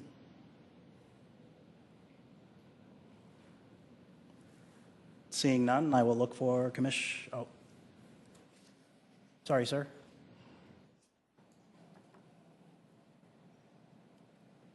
I'm a resident out there, John Whiteman, at 4900 South Oxbow, Unit 101. And I have just had some concerns about the project. Is this appropriate for me to name them now? I live directly across Oxbow from this property, and that's my apartment right on the corner. Directly across Oxbow, and I'm concerned about the traffic increase right at that intersection. I have seen it, and for putting a commercial building there with the property, and if we're talking about an office with parking, I'm concerned about the increase in traffic. It has increased, to my perception, quite a bit in the last year. I've lived there a year and a half. I don't really understand why the traffic is increasing so much right at that intersection. My assumption is there's a lot of building way out on the west of 57th Street and people going in that direction. The driveway access to my apartment is right directly across from this particular piece of property. It's and that's my access to emergency services. And if there's so much traffic up there, I'm concerned about that. There's also right across 57th Street from this piece of property, directly across the street, is a federal wetlands and wildlife preserve. And the view of which, I mean, it's supposed to enhance the beauty of the area, the view of which will be blocked, I think, by a commercial building from the people that are directly behind it and partially from mine. If the traffic keeps increasing in that area, I'm concerned that the city will have to widen and rebuild the whole intersection for safety concerns. And that's all I have to say. Thank you, Mr. Whiteman. Commissioners, any questions? Great. Thank you, sir. Appreciate it. Any other public input on item number 14? Seeing none, I will look for commission action. Motion for approval. Got a motion for approval. Is there a second? Second. And there is a second. Any discussion? I think that, Mr. Stoneback, your concerns will be addressed during the building process. Engineering will look at this before, and if I'm wrong in saying this, they cannot drain any more water off than is already draining already. So if it slopes to your property now, there is some runoff there, so they cannot drain any more than already is draining there. So engineering will take that all into account, whether it's a berm or storm sewer or whatever, to keep more water than what is currently draining onto your property now. After my discussions with Mr. Shutter, I feel I will do well on it. Very good. And for those at home listening, they've had discussions. They're satisfied with what they've heard. Is that paraphrasing correct? Thank you. Any other discussion? Mr. Chair, I'm in favor of this one too, and I appreciate comments about the traffic, but it is currently zoned RA1, so no matter what got built there, there was going to be an increase in traffic, and I actually think this probably might be a slight decrease in what could have been. So. Very good. I'll echo what Nick just said, and when it comes to property values, I don't see anything if there's a difference of a berm or a fence. I mean, either way, it should be fine. Thank you, Commissioner. Any other comments? One last thing I'll mention quickly to Mr. Whiteman. As soon as they're done with construction on 49th Street, it's going to be great. Looking forward to that myself, so just be patient. All right, we have a motion and a second. We've had good discussion for item number 14. All in favor of approval of item number 14, please signify by saying yes. Yes. All opposed, same sign. Item number 14 is approved.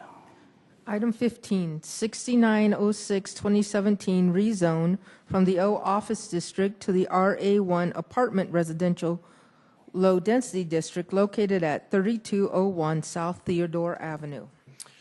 Jason Bieber representing Planning and Building Services. This is an application by Tom Reeves with Volunteers of America. It is located north of the ACE on Theodore and West 41st Street. The applicant is proposing to rezone this 1.8 acre site from the old office to an apartment residential low-density district. They are looking at constructing a 2-story, 21-unit apartment complex. The concept plan submitted by the applicant does indicate the required 25-foot front and 10-foot side and rear yard setbacks. Parking will be required at a rate of 1.5 parking spaces per unit for a total of 32 parking spaces. Their concept plan does indicate 33, so they have gone more parking than what's required. A level A buffer yard will also be required running along that north property line. This buffer yard includes a 10-foot setback, 2-foot berm or 4-foot fence, and the 20 units of landscaping per 100 lineal feet. And as you can see by the concept plan and the aerial, there's already a significant amount of mature trees along that north property line. The proposed zoning does meet the Sioux Falls comprehensive plan. The proposed low-density apartments should provide a good transition from that large commercial development to the south to the existing single-family residential uses to the north. Finally, those existing trees along the north property line should provide that necessary transition from this apartment complex to those single-family homes to the north. If the rezoning is approved, the property can be used for a 2-story apartment complex with a maximum of 24 units. If the rezoning is denied, this parcel will continue to be zoned O office and can be used for a maximum of a 2-story office of 60,000 square feet. Because the subject application is consistent with the Sioux Falls Comprehensive Plan, staff does recommend approval of this request. I'd be happy to answer any questions you guys may have. Thank you, Jason. Commissioners, any questions for staff? Thank you, sir. Is the applicant here this evening?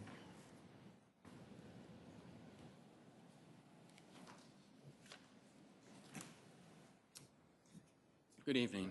I'm Dennis Hoffman. I have the privilege for the last 5 years to lead the efforts of Volunteers America Dakotas.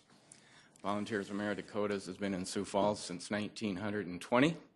We believe we've been an active and meaningful part of the city's social service provisions for people and part of a very important safety net. We are here tonight to talk a little bit about a growing problem in Sioux Falls, homelessness. If we've been watching the news, we know we're above 900, approaching 1,000 children in the Sioux Falls School District that experienced or are at risk of being homeless in the last year. Of those 900 plus, 90 some were in that 17, 18, 19-year-old group. We have for 15 years provided independent apartments where we try to help these young people come into a safe home environment with supports, encourage them to finish school, find jobs, pay bills, they all pay rent to us, and move on in their lives. When we look at our community of 250,000 people around here and realize that we have 10 beds for that today, we hope to do better. And the proposal is to double that number. And so I have Steph Monroe, who is our Managing Director of Children, Youth, and Family, to give you the details of that tonight.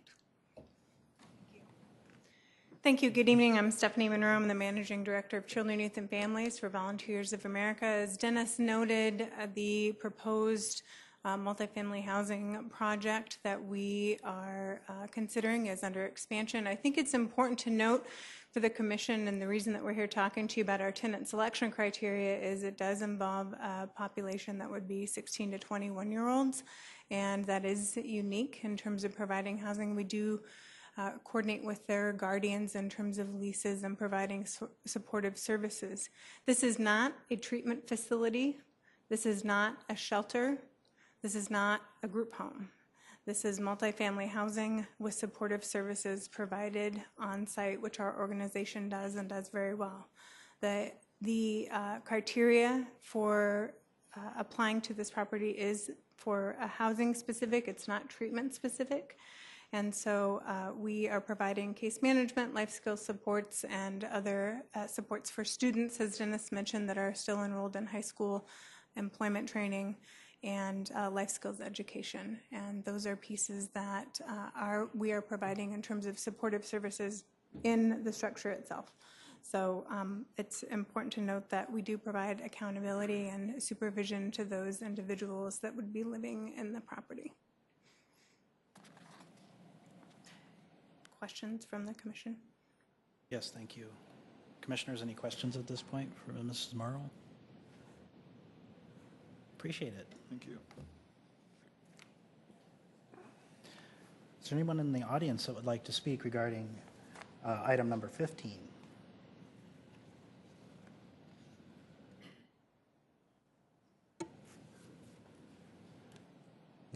Hi, my name is Danielle Scott. I live at 7216 West Panama Street, which would be 2 blocks from this place. I run a daycare out of my home that's licensed through the city and state for the last 19 years. And I guess my concern is the increased safety of my kids.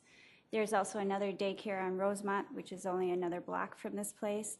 And I have concerns, is there going to be supervision at all times at this place? I also have concerns about parents knowing that this is here, if I'm going to lose business because of this going in close to my house. Those are my main concerns. Thank you, Ms. Scott. Commissioners, any questions for Ms. Scott at this point? Perhaps the applicant might be able to come forward and address Ms. Scott's concerns. Thank you. Those are common questions and common concerns when we talk about providing support and supervision. This was a piece that we addressed in neighborhood meetings. We held 2 neighborhood meetings in relationship to this property and visited about the supports provided.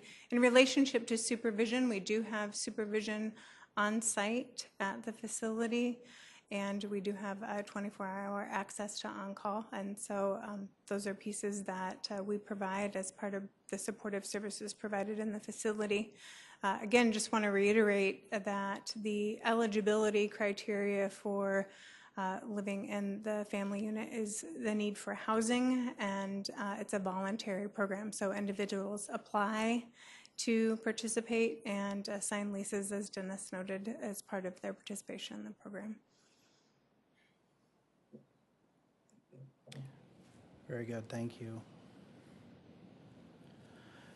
Is there anyone else in the audience that would like to speak regarding item number 15?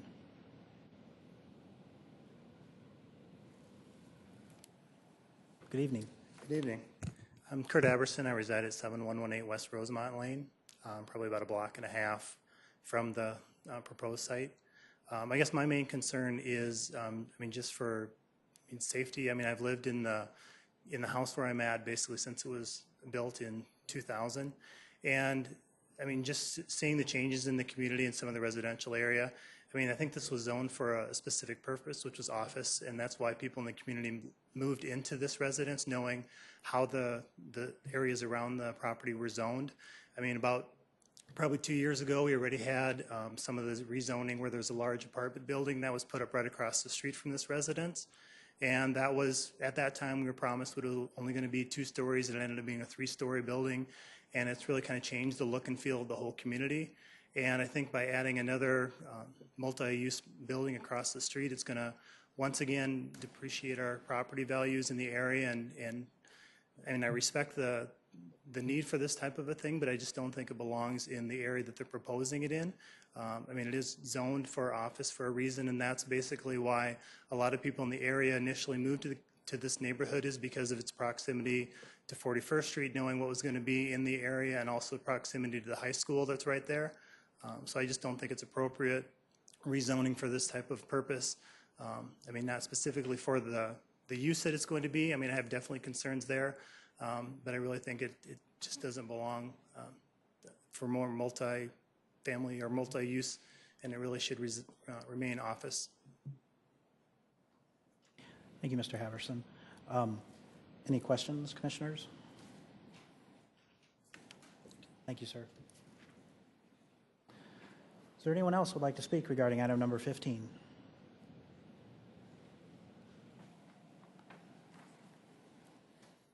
Good evening, sir. My name is Bruce Keppen. Live at 2405 South Villanova Avenue, which is just a few blocks away. And I'm a retired physician and moved. My wife's from Sioux Falls, and I grew up on a farm near Madison, South Dakota. And we really researched where we should buy a retirement home. We saw that that was zoned for offices, not for residential. And then I have one concern. I'm not sure I understand, but this is for people 16 to 21. Mrs. Murrow, would you mind coming forward again? Well, just to clarify again her comments, I don't want to speak for her, but. Well, and my question is, are there parents with them? Or are these going to be independent 18 to 21-year-olds who are living independent with, you talk about their supervision. Could you please speak into the mic? Yeah, Thank you. I'm sorry. I don't quite understand, I guess. I know she said there would be supervision available or help available.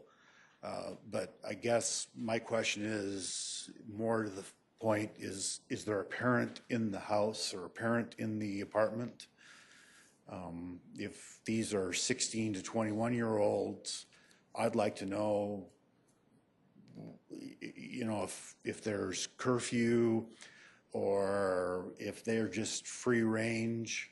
I'm not quite understanding, I guess, what's going into these low-density apartments. That, 16 to 20, I may be okay with it, but if this is, and it was advertised at one point as troubled teens, then I do have a problem with that. I think it does affect the safety of the neighborhood. Okay. Any other questions, Mr. Catman, besides that one? Or combination there too? Okay. If, please, the folks here, I'd like Volunteers of America to address that. And just this one last time, kind of, if you can give us all a lowdown as to what is going to be going there. Thank you. Appreciate the opportunity, and they're certainly valid questions. The individuals that we're going to be serving in this multifamily housing, the eligibility criteria is 16 to 21-year-olds. We provide supportive services in independent living, so they apply to the program. It's a voluntary program. We do need guardian permission. They do sign leases for their apartments, but their guardians sign with them. So if they're under the age of 18, they can't legally sign into a lease, and so their guardians sign leases for them. These are not young people that can safely live at home or for other reasons are either experiencing homelessness or at risk of homelessness. And so they are not living with a parent. They are enrolling in our services, and their guardians sign leases that allow them to live independently with supervision. For those individuals who are 18 to 21-year-olds, they're of legal age, they can sign leases as you would in any multifamily housing property. The piece that makes that unique in serving that population is that the supportive services that we provide on site, we do have a staff office on site in the building that we have manage between 16 and 20 hours a day, and so we do provide supervision on site as well as case management, life skills education, and support for individuals to live independently. The eligibility criteria for our program is that the individual is at risk of homelessness or experiencing homelessness, and to reiterate again, it is not a treatment facility, nor is it treatment focused. So the goal is affordable housing and supportive services so that individuals can live independently. Appreciate it. Thank you. Any other questions from the commission? Mr. Catman, did that address your questions?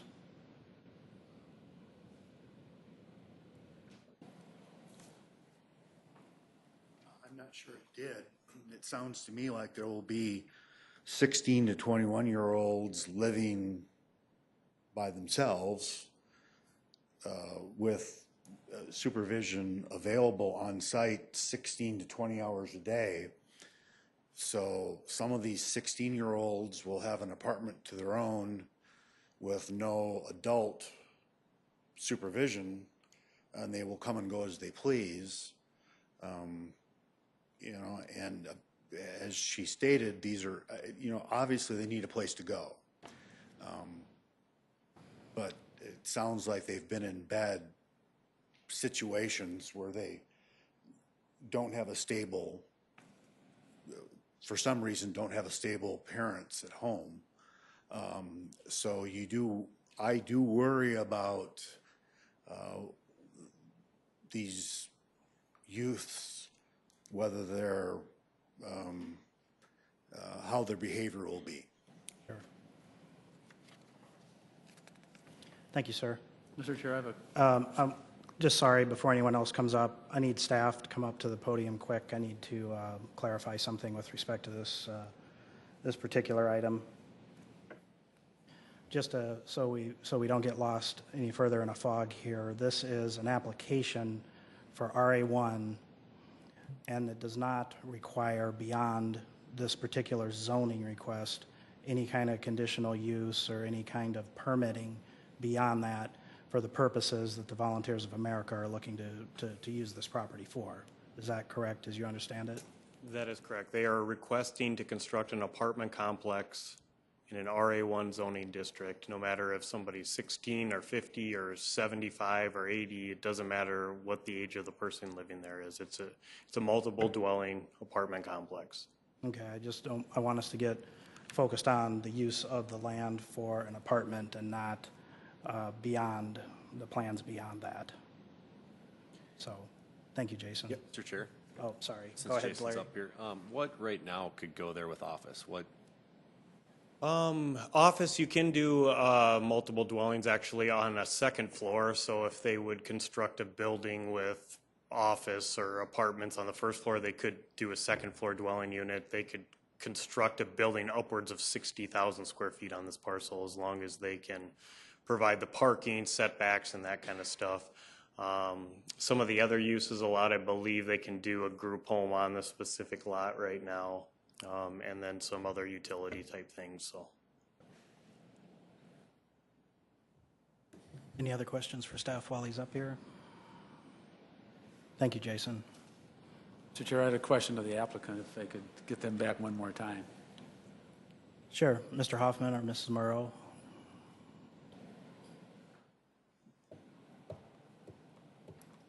Could you comment on experience with this kind of program, either here in the community or elsewhere? We can. This is a program, and thank you for the question, that we've operated and we are currently operating in the city. This is our 16th year. We operate out of a building now that has 10 efficiency apartments in it, that we provide a similar service array, just as I've described to you, in relationship to curfew, accountability, supervision, and staff support. Our services are licensed by the state of South Dakota. The facility itself is not. It's the service piece, thus the supportive services programming component, and the housing piece is separate. I would like to add that we did bring along with us a 4.5-minute video from Kellerland, who did a review of this in the last month. And I think for a comfort level, if we could have your permission, we brought along, you might enjoy watching it because you might be hearing about this more as we move through the process. Legal opinion on that, Danny? At this point, I don't know if it's germane to an apartment zoning or not. I don't think it is. Okay. Thank you. We appreciate the offer, but for this particular purpose, I think we'll leave it off at this point, so thank you. Thanks. Any other questions for the applicants while they're Thank you both. Any other input from the audience on item number 15? Sorry, Mr. Capman, you've already had 2 times. She just raised a question. She said there's a curfew. I understand. Mr. Capman, we will have order. You've been up twice. I want to give other people an opportunity to speak first. You're out of order. Is there anyone else that would like to speak regarding item number 15?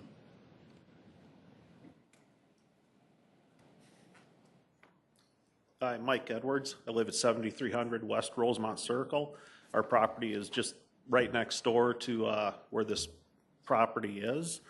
You know, again, we've lived there knowing it was going to be zoned for an office for years. And, you know, like I said, with the rezoning to multifamily, you know, once you let that genie out of the bottle, it can become almost anything. And since this is going to be a revolving door, I mean, most of these residents are going to be 6 to 9 months. They're not all going to succeed, but I mean, we want them to succeed. However, if they don't succeed, you know, what are they going to do in the meantime? You know, because again, there is no supervision outside the doors. People are still free to come and go as they want. They can wander through the neighborhoods. Again, we've all lived here for years. You know, we've made it a nice neighborhood, and that's what we want to have. And, you know, if you have someone who really has no investment in the neighborhood, you know, how much do they care about what's going on a daily basis? So my concern is, you know, we don't know what's going to happen security-wise in the whole neighborhood by, you know, letting, you know, yet another apartment building in there with people that we know have, you know, some issues. That's why I think it should be staying as office use. Very good. Thank you, Mr. Edwards. Commissioners, are there any questions for Mr. Edwards? Appreciate it, sir. Thank you for your input. Anyone else in the audience like to speak regarding item number 15? I'm sorry, sir. The applicant, you've had your time. Is there anyone else in the audience, aside from the applicant, staff, that would like to speak regarding item number 15? Seeing none, I will look for commission action.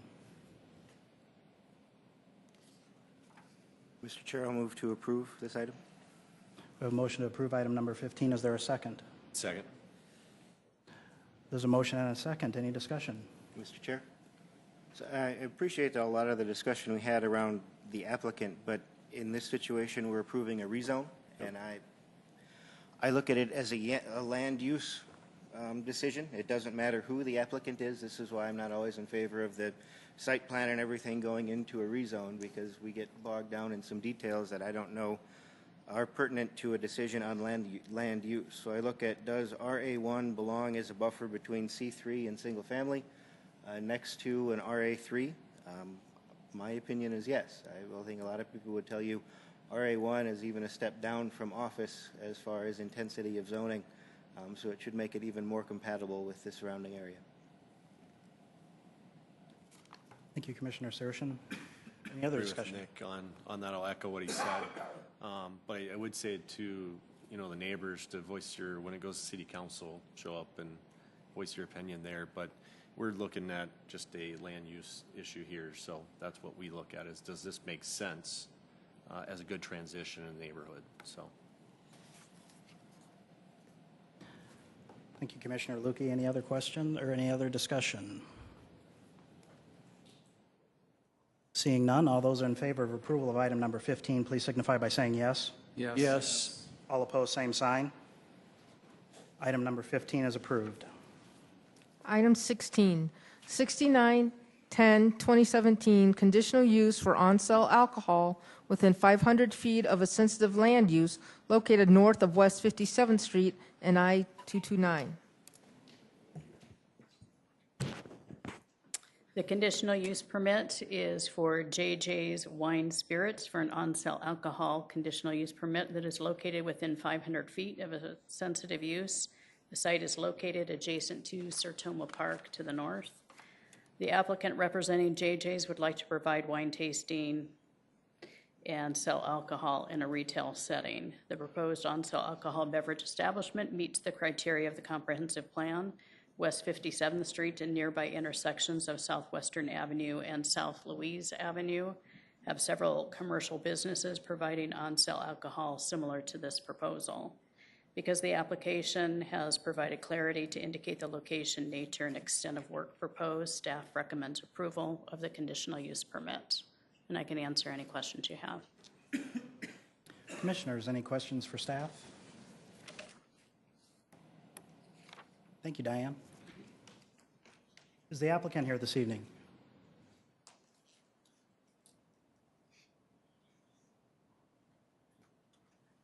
Evening, Norman Drake, Legacy Developments. We have a proposed tenant that would like to change his use a little bit to allow the wine tastings and barrel testings within his facility, and that's the reason for the on-sale license and the conditional use. Commissioners, any questions? Thank you, sir. Is there anyone in the audience that would like to speak regarding item number 16? Seeing none, I will look for commission action. Motion for approval. Second. Got a motion for approval and a second. Any discussion? It's good to see development of this land finally. Excellent. Any other discussion? All those in favor then of approval of item number 16, please signify by saying yes. Yes. All opposed, same sign. Item number 16 is approved.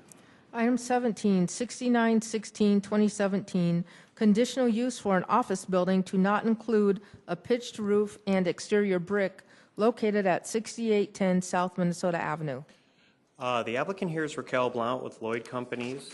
The applicant is requesting to construct a roughly 5,600 square foot office building utilizing modern architecture instead of the traditional pitch roof and brick siding of similar structures within the area.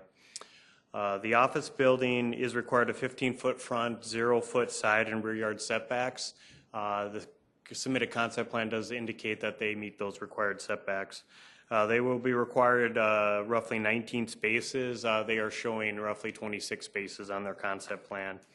They have identified that they are pushing the building adjacent to Minnesota Avenue and as far away as they possibly can from existing residential uses to the northeast and to the southeast of this property. A level B buffer yard will be required along the north and east property line.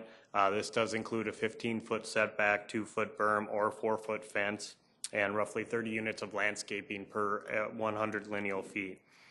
The proposed office building is designed utilizing modern architecture, which does not include the pitched roofs or brick siding, similar to the existing single-family homes within Grand Prairie and Prairie Green residential neighborhoods to the southeast and to the east.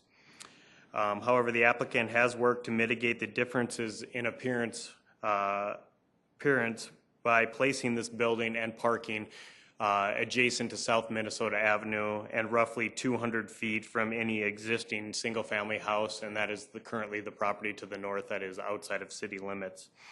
And this should mitigate any incompatibilities with this proposed use to those existing single-family houses. If the conditional use permit is approved, the applicant can construct a building without a pitched roof or brick siding, similar to the one indicated in their picture. If the conditional use permit is denied, the lot would continue to be zoned O office, and they could construct a 2-story building with a maximum of 60,000 square feet or multiple 2-story buildings on this site, but they would have to have the required pitched roof and brick siding.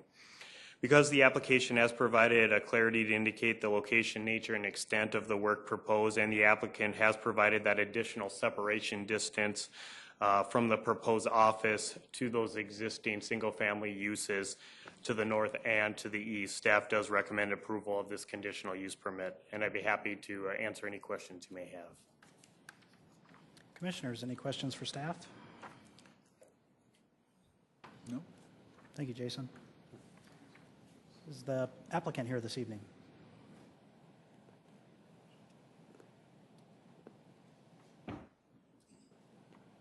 Good evening. Good evening, Raquel Blount with Lloyd Companies, 101 South Reed Street. And I am here this evening to answer any questions on the building or this item. And we also have the architect for the project here in the audience today. So out of Sioux City, and he's happy to address any questions or concerns. Very good. Commissioners, any questions for the applicant or the architect present? I appreciate it. Thank you. Is there anyone in the audience who would like to speak regarding item number 17?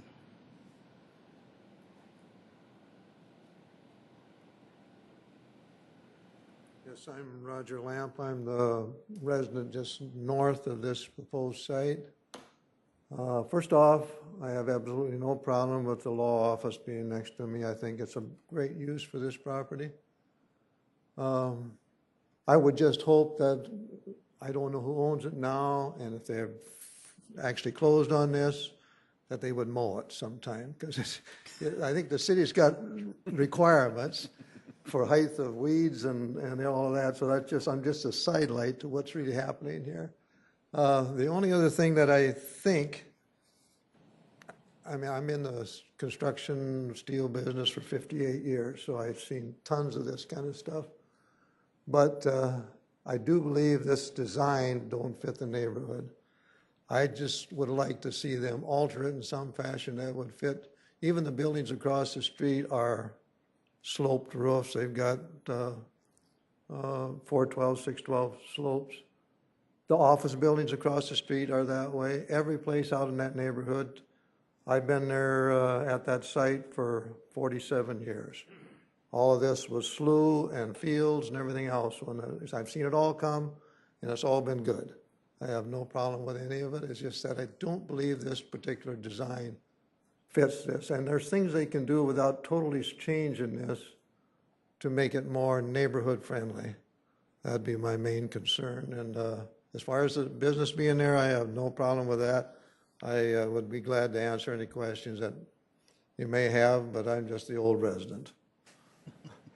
Commissioners, any questions for Mr., was it Lamp or Lamb? Roger Lamp, like the light. Lamp. Thank you, Mr. Yeah. Lamp. Mhm. Any questions, commissioners? Very Thank good. you for the time. Thank you, Mr. Lamp. Would the applicant like to jump up here quickly just to address some of the condition or the questions Mr. Lamp had?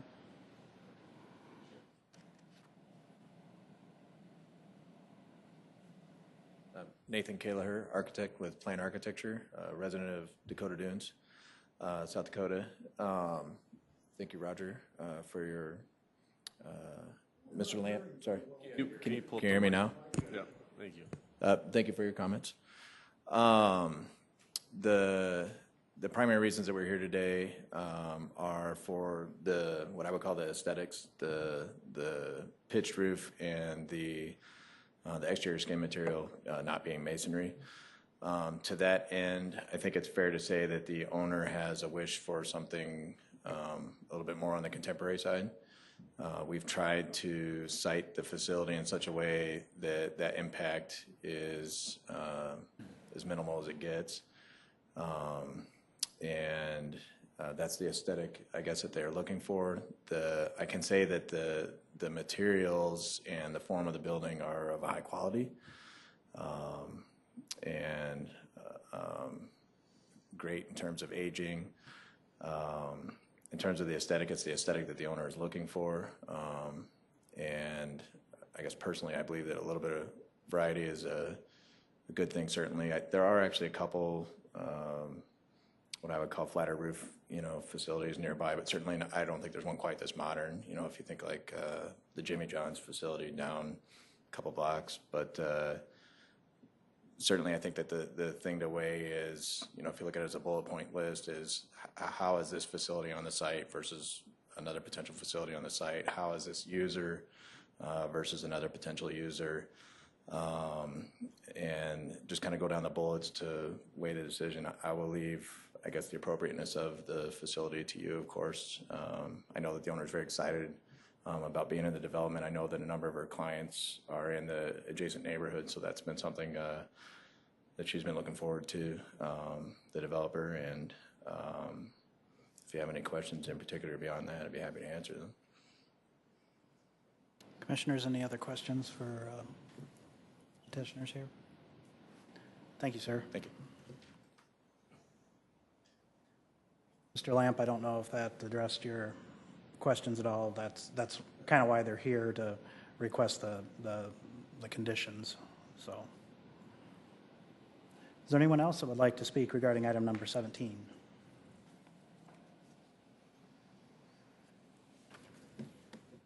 My name is Dave Nordland, and I live at 304 West La Quinta Circle, which is directly northeast of this proposed development by the law firm.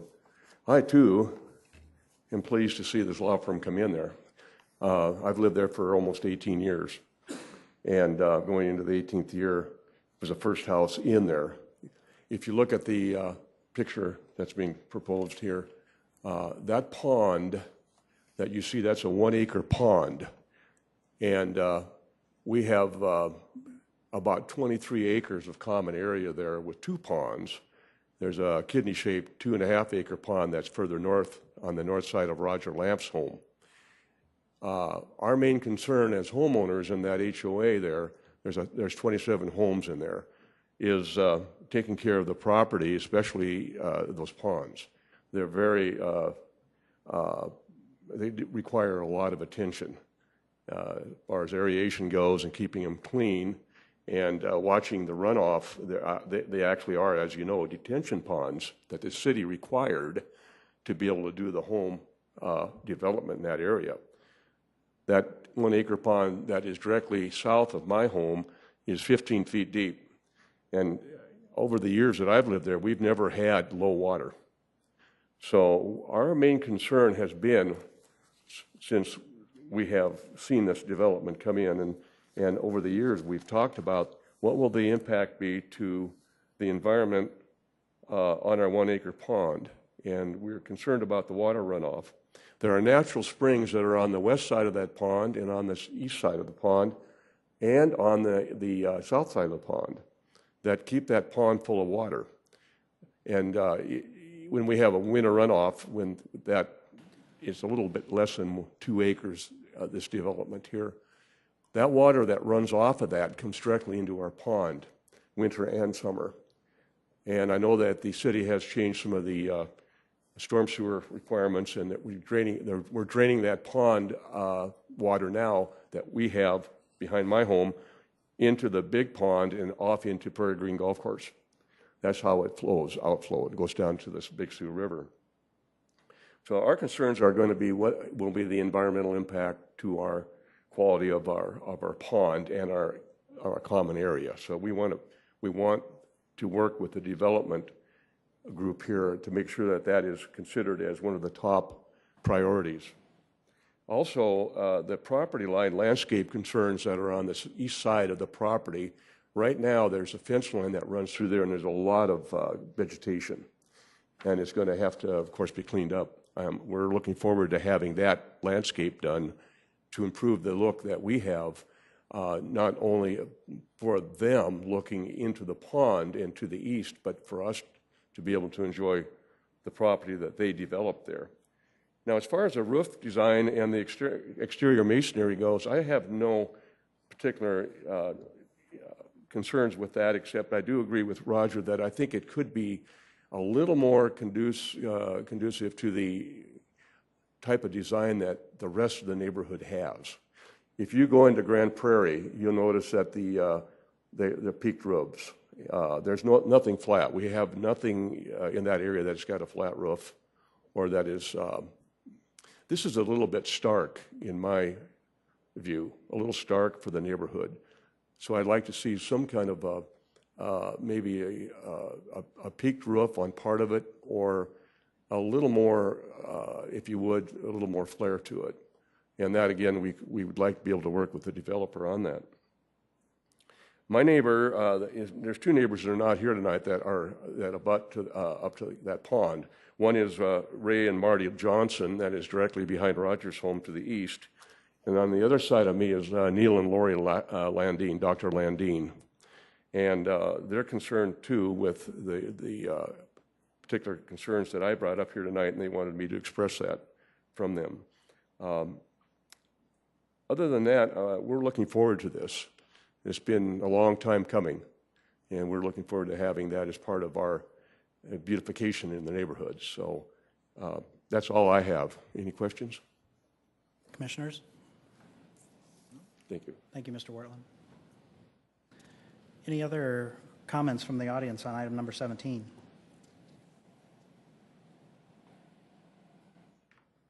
Hi, my name is Michelle Lounsbury. I live at 112 West 77th Street. I am actually a resident of the Grand Prairie. So I live just south on 77th, probably about 2 blocks from this location. My husband is a physician at Sanford. We have lived in our home for 8 years. I am an attorney, and I work for Gina Guzman and the Guzman Law Firm. I currently office out of my house because our offices on 57th Street are bulging at the seams. We are right back in that the older house used to be a photography shop. I put my name out to our homeowners association earlier today to answer any questions, and I have received several emails and texts and phone calls about concern about the design of the building. But I do caution folks too that I think 7 of the most dangerous words we can ever utter are "we have always done it that way." Right? So although this design is different, even in the Grand Prairie, if you drive through, you will see yellow doors, and you do see new architecture coming into our development. For me, this is a great use of that land. One, I can walk there, so I do have a personal interest. But this piece of property could be used for larger, bigger things, creating more traffic and more congestion to the area. I also have to remind folks that I have a Walmart at 85th and Minnesota. So nothing above a mini Walmart would make me upset. So, and I was wondering earlier today whether that much discussion went on when the Walmart went in at 85th and Walmart, but that's a whole nother discussion. So I just want to voice my opinion that this is a professional law office with professional clients. Gina does not currently do criminal law. They are all Fortune 500 companies or business clients, estate clients, trust clients, those types of things. Most of the time her clients aren't even visiting her office. If we have 2 visitors a day at the 57th location, I would say that is a very busy day for our law office. Most of it is done through email, telephone, and that type of medium. So this would be very low impact to the current community. Thank you. Very good. Any questions, commissioners? Thank you very much. Anyone else in the audience would like to address item number 16? Yes, sir. I'm John Stratman, 325 West La Quinta Circle. I'm in the HOA that abuts up to this property. Frankly, we're pretty fortunate that something like this is going in there because we've wondered for years what the outcome would be. You know, is it going to be not a mini Walmart, but we did wonder, you know, is it going to be a convenience store, a get and go, or Lord only knows what. But this particular use of the property, we have no argument with. David talked earlier about the impact on our pond, and that's a concern, and I know that the city engineering department does a study on that, but I'm not sure what the mechanism is for us to be notified of that. We have no argument with the building, the use, while the architecture is a departure from a lot of things in that neighborhood. You know, 20 years from now, that might be the hot ticket. And the rest of us might look like ancient architecture, but we just like to be sure that we have an opportunity to have some input or at least notification of when that engineering study for the runoff is done, so that we can protect the integrity of our pond. Sure. Real quick, I can address that one. It's with the issuance of a building permit, that signifies that they have submitted an acceptable drainage mitigation plan through the city's engineering office. They have to do that before they can get a building permit. But do they have to notify the homeowners? No, because it's part of their getting a building permit process. So if you don't see a building permit issued, they didn't do it. If you do, they did. Your notification's built in. Would the homeowners have any opportunity to at least be notified of what the city engineers, I mean, with all due respect, engineers do a wonderful job, but buildings do collapse, freeways collapse, and they were all done by engineers. And runoff is important to us. It just is. Mr. Chair, can I interject a little bit, because this conditional use is about the flat roof and the non-brick, that maybe this is a conversation that could be had with staff after the meeting, because it doesn't enter into the decision that we're making here at all? That's fair enough. Just in appreciation of people's time, if you're okay with that. Thank you. Thanks. Thank you, Mr. Stratman. Is there anyone else that would like to speak regarding item number 17 from the public? You've had your opportunity to present as the applicant. If we call you back up, you'd be more than welcome to answer any questions, but I think we're good with the initial presentation. Yes, sir. Yes, my name is John Skorhaug. I live at the Lakes at Prairie Green, 312 West Devitt. And my concern has already been discussed here. It has to, and the issue is, as correctly stated, about the lack of sloped roof and exterior masonry. The buildings that are office buildings, they're all office buildings on the west side of Minnesota Avenue. They all are in compliance with that requirement. And most of the properties on the east side, where this building would be, are residential, and they have sloped roofs as well. So I don't know if this project would just be off, if the requirement was applied to them as well, or what the situation is. But it seems like it would be great if they could have a structure that would include those things that everybody else has complied with. Correct. That's the spirit of why they're here, sir, this evening, is to request a conditional use to vary from that design. So, and if I might, the one other thing, it's on 77th Street and Minnesota Avenue. 77th Street is the entrance to the Grand Prairie development, and it's my impression that there is a lady here from the Grand Prairie, but she is on the inside on this. I mean, she's working for the people that would occupy the building, is my understanding. I guess I understood that correctly. What I'm wondering is, now I talked with Mr. Lemmy, who is the owner or one of the owners of the development, and he referred me to his property manager. This was yesterday, and neither of them were aware of the proposal, nor had heard anything about any sort of meeting that would inform their residents about this.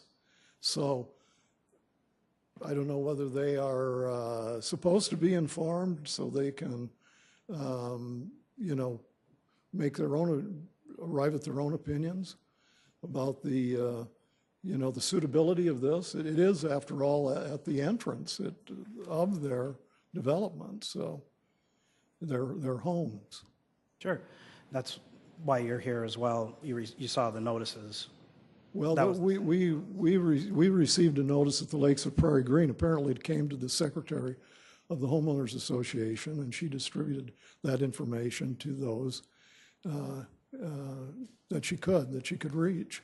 But and we did have a meeting, a neighborhood meeting, which involved primarily those of us in the Lakes of Prairie Green on the 26th of June. But apparently that information didn't get to the Grand Prairie, which is actually more directly affected by this. So unless there are other questions, you're looking like you've had it for today. Any questions? No. Thank you, sir. Thank you. Could staff come up real quick? Hey, Jason, please state for the record and for everyone's edification here, the proper notice was posted regarding this meeting.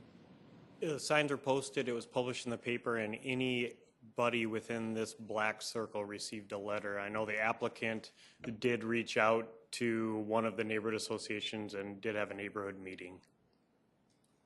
Thank you for clarifying that. Any other questions for staff while he was up? Thank you. All right. Any other comments regarding item number 17?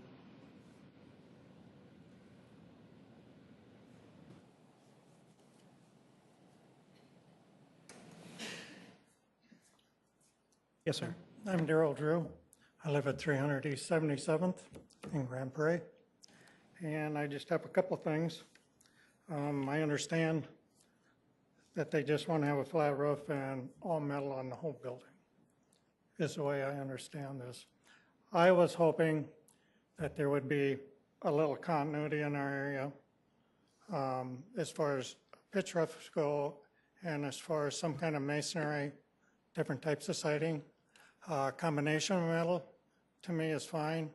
Law office is fine. The location's fine. I would just like to see a little more continuity of the design of the building for the area that it's going, to be more pleasant for everybody, and even on the west side of the street, on the south side of the street, east, west. We all have masonry buildings with pitched roofs. So if there's some way they could maybe put a pitched roof, whether it's shingles or standing seam on the big area or the little area, to meet us a little ways, and then some kind of accents on the walls. I think a little combination of the whole thing would make the building look much better. That's all I got. Very good. Any questions for Mr. Drew? Thank you, sir. Thanks. At this point, I'm going to close the floor to public testimony, and I'm going to look for commission action regarding item number 17. Move approval.